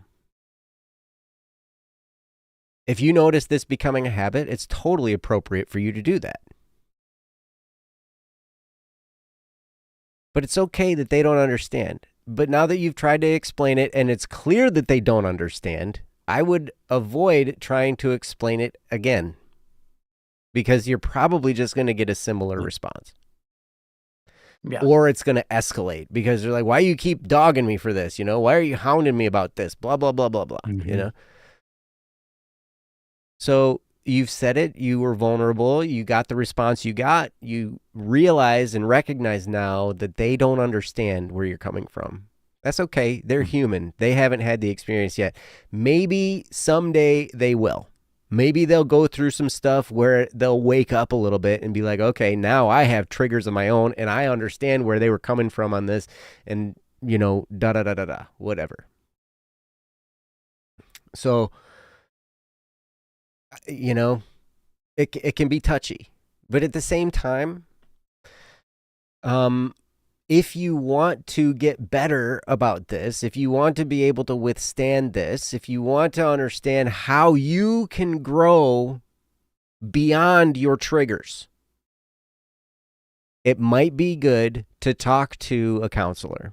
And I know I said this at the beginning, but sometimes with the right counselor, especially someone who is good at trauma, someone who's informed about trauma and different things like I know, and I'm in a support group, and I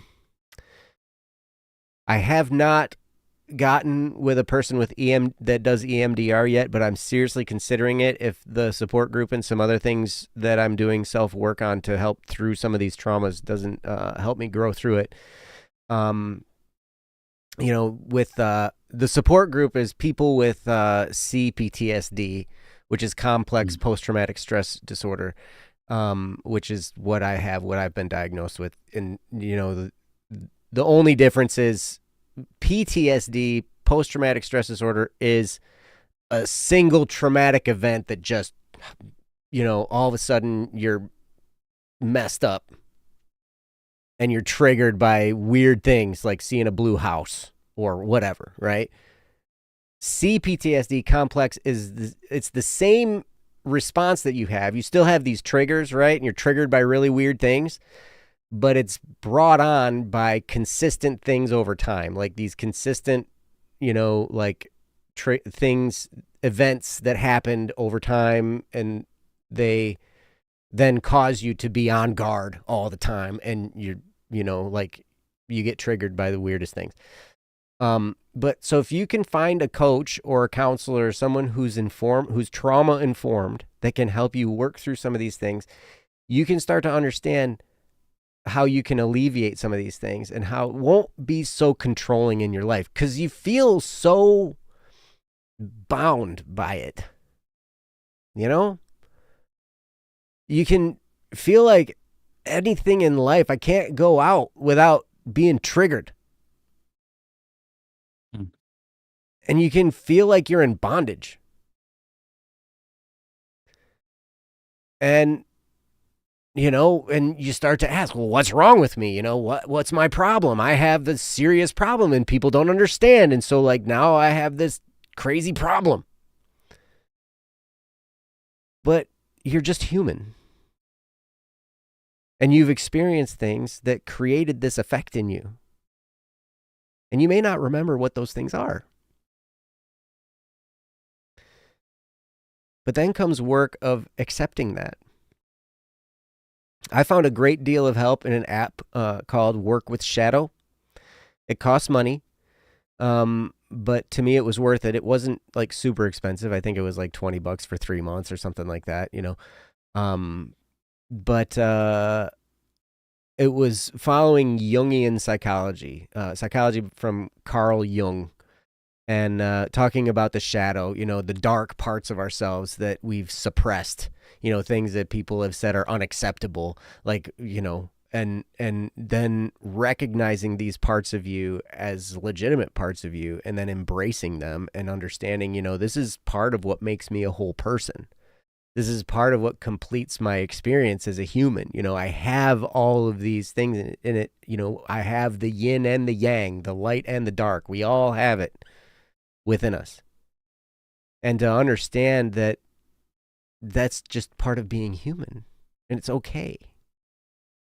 And it's not saying go indulge in your darkness and go be an evil person just as much as you're being a good person, but it's just helping you understand I am not to be repressed. I'm not to be shamed because of, these things from me. It's like, no, this is just part of being human. What matters is how I'm acting, not what's going on inside of me necessarily. Now, sometimes it does matter because it affects our actions and it can affect our feelings. But a lot of times what we need to do is learn how to accept ourselves as we are, blemishes and all, and then know, what really matters is how I'm acting in the world. And it's okay. It's okay for you to be where you are. There's nothing wrong with you. You just have experienced some things that cause some issues that might need to be worked through. And in the meantime, it's okay and should be expected of you to set some boundaries. Setting boundaries is really, really hard sometimes, especially when you're going to lose friends over it.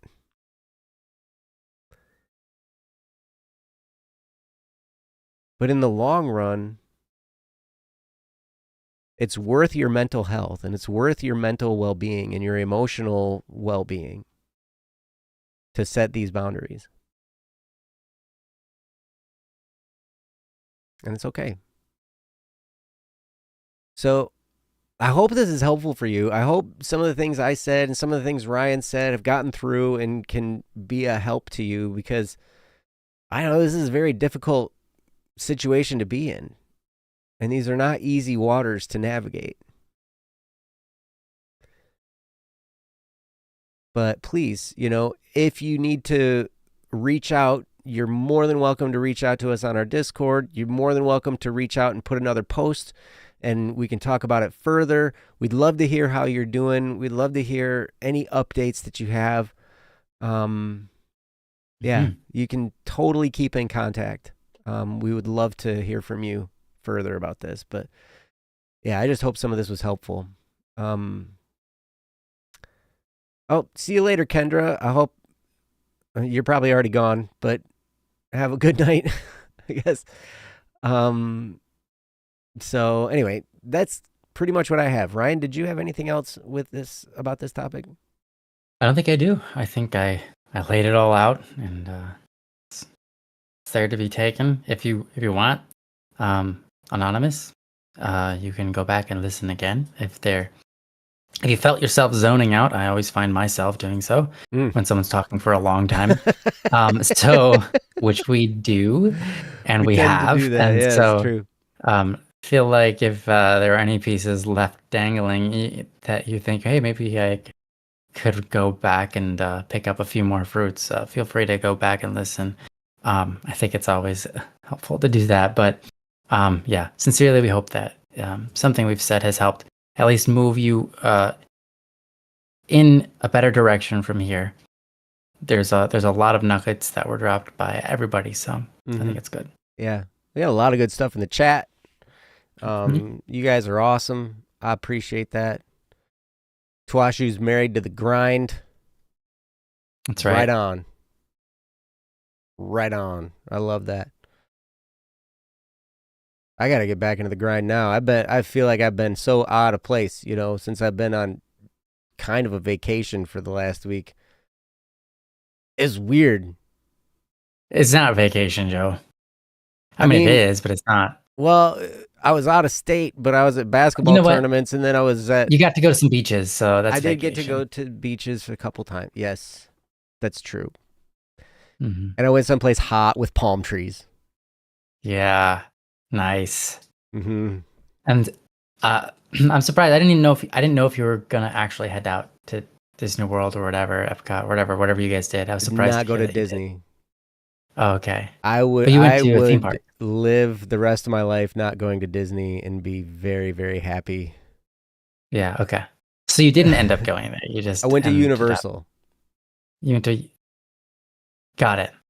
I've been to that Universal. I've been to every Universal on the planet, which is weird because I don't even care about Universal or their movies. I've just been to them Mm. now. They had a few good rides. They had They do. Velocicoaster.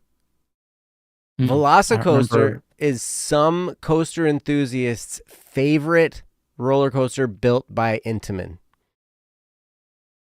Intamin has a reputation of building record-breaking coasters. They built Millennium Force. Oh, okay. They built Got it. Top Thrill Dragster. They just broke every world record again by building Falcon's Flight in Saudi Arabia. Oh, And they have Velocicoaster, which is not a record-breaking tall thing, but it did have pretty good theming, and it was a double launch, and it was fun. But it ain't no Millennium Force, man. I'm telling you. fair enough. I disagree I with the rode- coaster enthusiasts who say that's their favorite. I disagree. It's not. Well, they can have their opinion, That's Joe. And I know. you know what? It's okay. Some people, they're just not right in the head, and you just got to accept that, right? Mm-hmm. Yep. There were some really cool rides there, but honestly, most of it was just the consumerism. Well, yeah. You know. I mean, you're going to a park that's owned by a movie company. Mm-hmm. There's going to be a little bit of a red flag there for things, you know. Mm-hmm. So, yeah. I happened to go there on Mardi Gras. Well, wait. Yeah. But Mardi Gras is usually in, like, the big place for that is New Orleans, right? Yeah, but they had it there. They had Mardi Gras celebration at Universal. In Florida, yep. Was it absolutely insane? It was absolutely insane. It was absolutely crazy. And there were so many beads. Oh. There were so many beads everywhere. Yeah. Yeah. I can see that. Yeah. That's a total Mardi Gras thing. Beads flying around everywhere. Yeah. It was actually Geen and I, we went together. I have no idea it was Mardi Gras. And it just happened to be there while we were there. I'm like, oh yeah. Well, that's happening.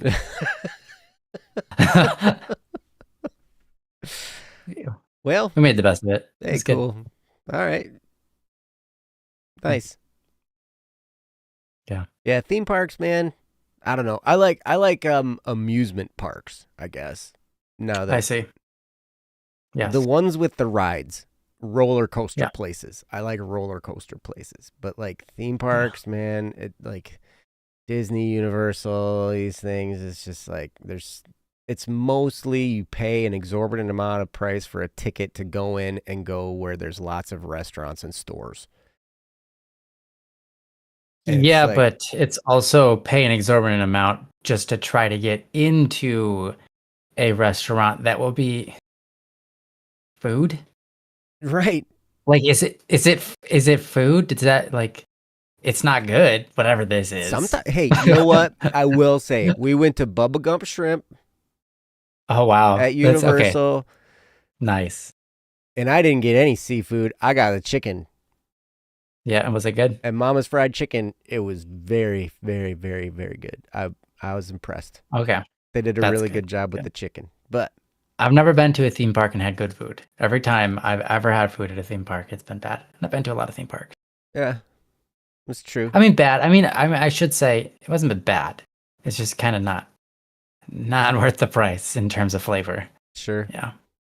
I get it. Some places do a pretty good job. I'm impressed with Cedar Point and some of their food. They make some of the Alfredo, the only Alfredo that I'll eat, you know. What is this? Cedar Point. Cedar Point. Yeah. What restaurant? I can't remember the name of it. It's the Italian one close to the front of the park. Oh, okay. Yeah. You know, they've got pizza and pasta and stuff. And you like their Alfredo. That's surprising. And I liked their Alfredo. I normally do not like Italian food. Mm. When are we going to Cedar Point? In 2 weeks? I don't know when we're going to Cedar Point. 2 weeks? Dang. Tight schedule. Yeah. I don't know. You know what? I would love to go to Cedar Point. 2 weeks is a little bit of a tough. I'm not sure what's happening in 2 weeks. I gotta get. I gotta kind of get a hold of my schedule. Yeah. You know, because not sure what's happening in 2 weeks. You know what's happening in one. Let's go. August. My son is turning 18. Whoa. You know. Dang. Okay, 6 weeks. You know what? That might be really cool because by then it'll be Halloween weekends. Ah. And candy. the parks open till they don't really have a whole lot of candy. I mean, any more than normal. There's candy all over the place. It's an amusement park. Like 11. They stay open till midnight. Oh, midnight! Wow. So they're open extra. Like normally during the summer, it's 10 a.m. to 10 p.m. But during Halloween weekends, it's 10 a.m. to midnight. Nice. And great job, Nyansa. You're the best. And the night rides there. Oh my gosh. Like yeah, I bet. every single one of those roller coasters is almost cooler at night. You know? Yeah. I bet. That makes sense.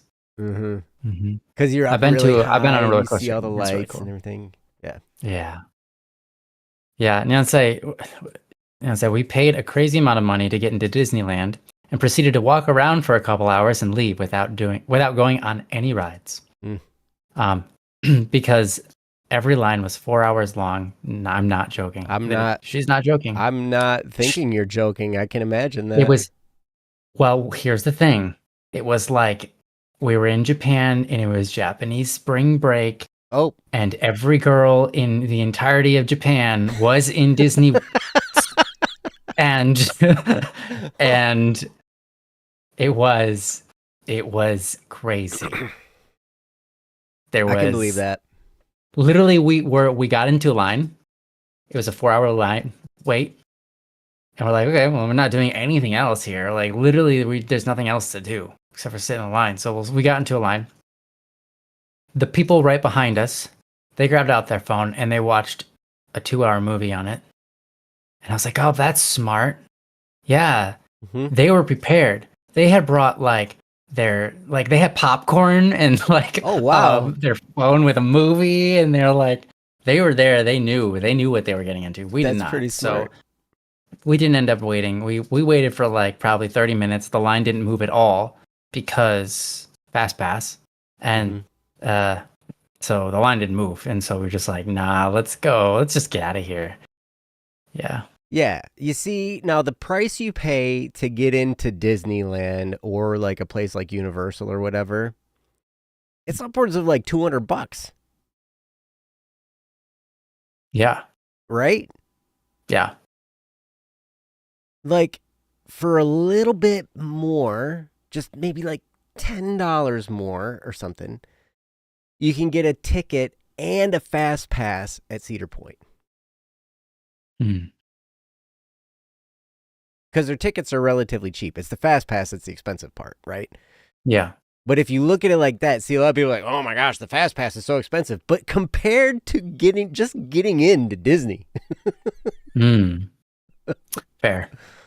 You know? Fair. Then you can ride rides all day and you stand in line very little and it's great. Yeah. You know? So... And I don't know. I always recommend if people are going to Cedar Point, get a fast pass, especially if you're only going to go like once that year or something. Yeah. Because then you can go and you can just ride all the rides you want. You can ride until your roller coaster's sick and need Dippin' Dots to cure your roller coaster sickness, and then get back on the rides. That's the roller coaster sickness. Yeah, that makes sense actually. Yeah. some kind of ice cream is always the cure for roller coaster sickness. Oh, okay. It is. See, I thought it was just do like a spin, like a one spin around. You know, like if you spin like in one direction for a really long time and you get dizzy, if you go one spin, just one, you don't do two, you don't do three, you do one full rotation, the opposite direction, like it's gone. Really? Like dizziness gone, your eyes doing weird things, your brain, everything just cleared. Wait, but that's on a spinny ride though. No, I'm just talking about like if you're spinning yourself around. I'm not talking about an actual roller coaster. Oh, obviously on a roller coaster you're going up and down and your stomach's being flipped and you're going in. Yeah, that's I don't know how to do an up. I don't know how to. Maybe you do a backflip and you'll be fine. I don't know. No, you just eat ice cream. You're fixed. Okay, eat ice cream and you'll be fine. Interesting.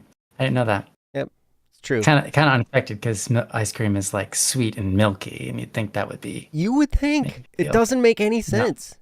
Does not make any sense. But I learned this when I was like a teenager. You know, my buddy was just like, you know, that was back when the biggest ride there was Magnum.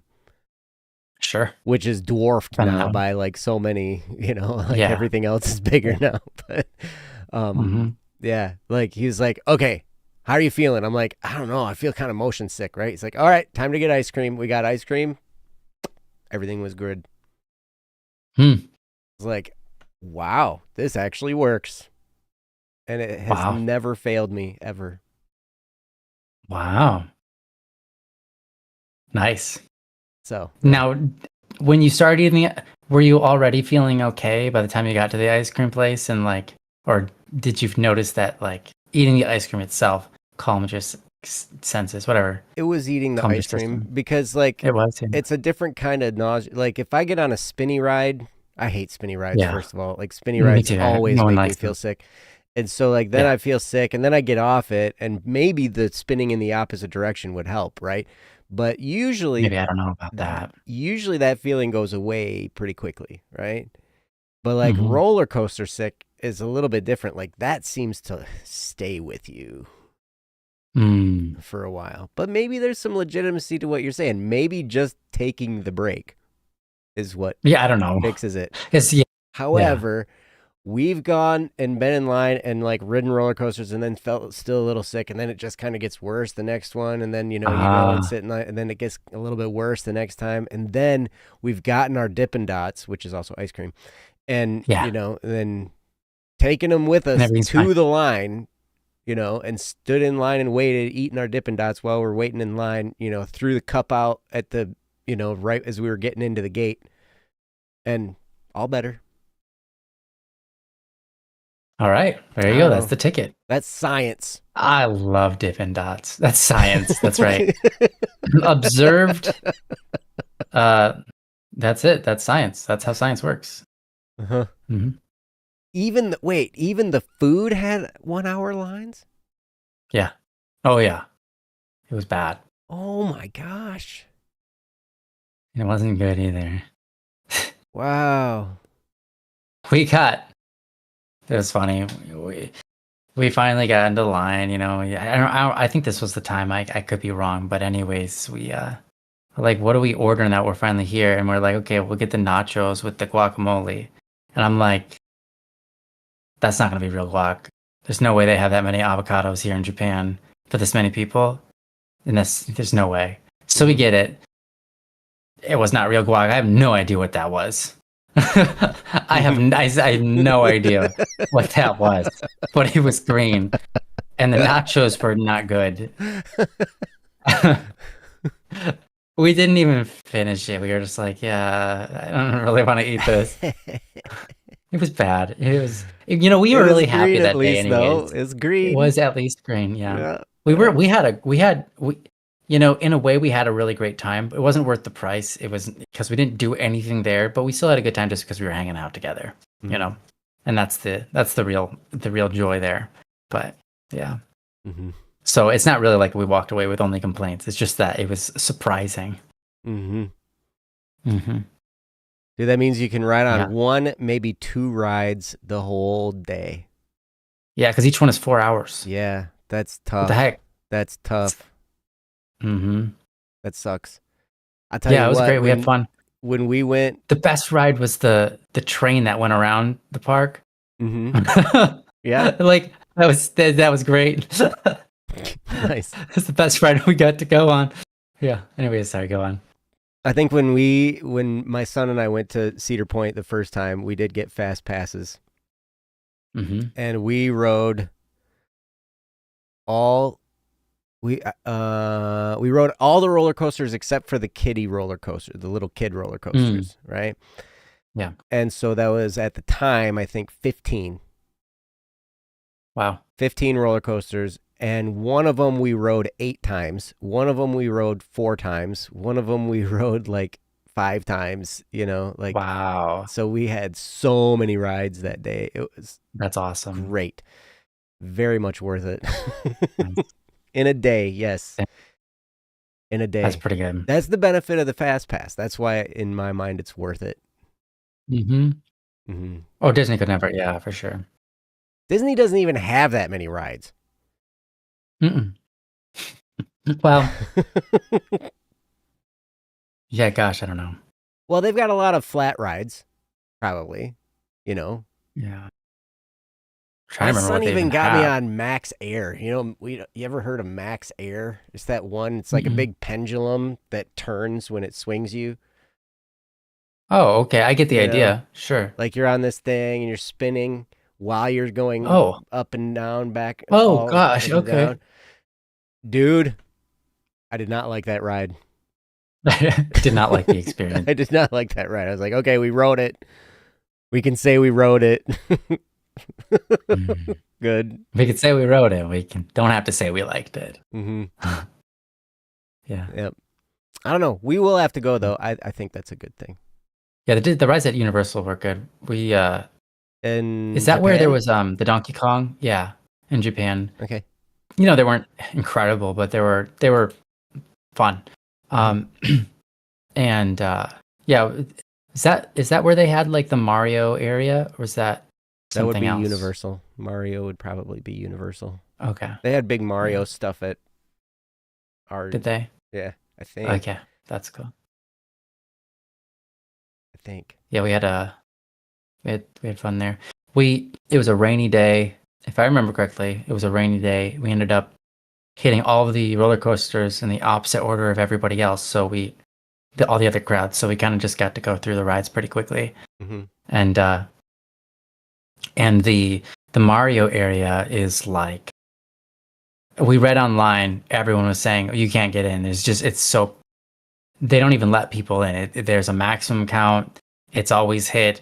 You got to be there like in line hours ahead of like the park even opening to get into this place. And we're like, okay, so we'll just go and we won't go there.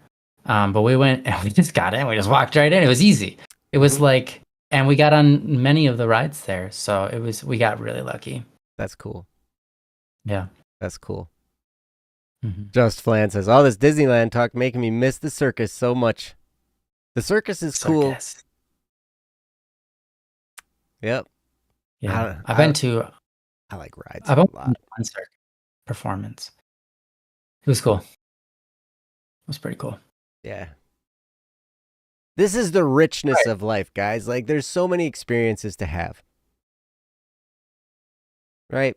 Even though we have troubles, even though we have all this kind of stuff that are problems that go on and challenges that give us experience and all this kind of stuff, life really is full of a lot of good too. It sure is. And so I'm telling you, it's important, even in the midst of your struggles, even in the midst of all the problems, like there's good to be had. There are good experiences. There's fun. There's people that love you, everything, all of that. There's good all around us.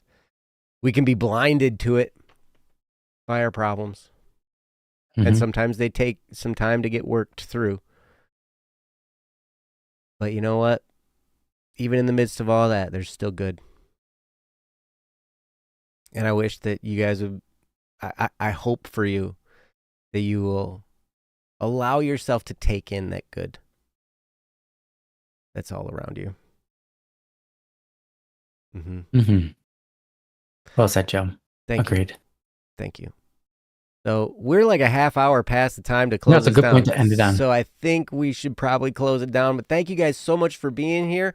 Again, we're not professionals. We're not in any way, a substitute for professional therapy or counseling in any way. If you find you need that, please seek it out. Please look for a good counselor if you find that you need that. And we love you. Come back next time for Don't Worry Yeah. Wednesday. I will not be here. Next Wednesday is actually my son's 18th birthday. Oh. So, which is just Well, then crazy. Just the other day, Yeah. he was born, and now he's turning 18. It's crazy. in a day? That's crazy. Yep. Yeah, it feels like a lot happened in that day. That was a really long day. It's like an 18-year long day. Yeah, man. Holy cow. It's nuts. But anyways, yes, I'll thank be you guys back. for being here. I'll be back in 2 weeks. So Ryan, if you have someone you can do Don't Worry Wednesday with next week, then Yeah. you can feel free. If anyone here wants to do Don't Worry Wednesday with me next week, just go ahead and shout me out in the chat and or in a Discord or whatever, and then we'll make it happen. Yeah, perfect. All right. You guys, thank you so much for spending time with us. We love you. And we'll see you next time on Don't Worry Wednesday. Until then, take wonderfully good care of yourselves and the people around you. And remember that you are cared about and you are loved. And we'll see you next time. Take care, you guys. Bye now. Peace. Bye-bye.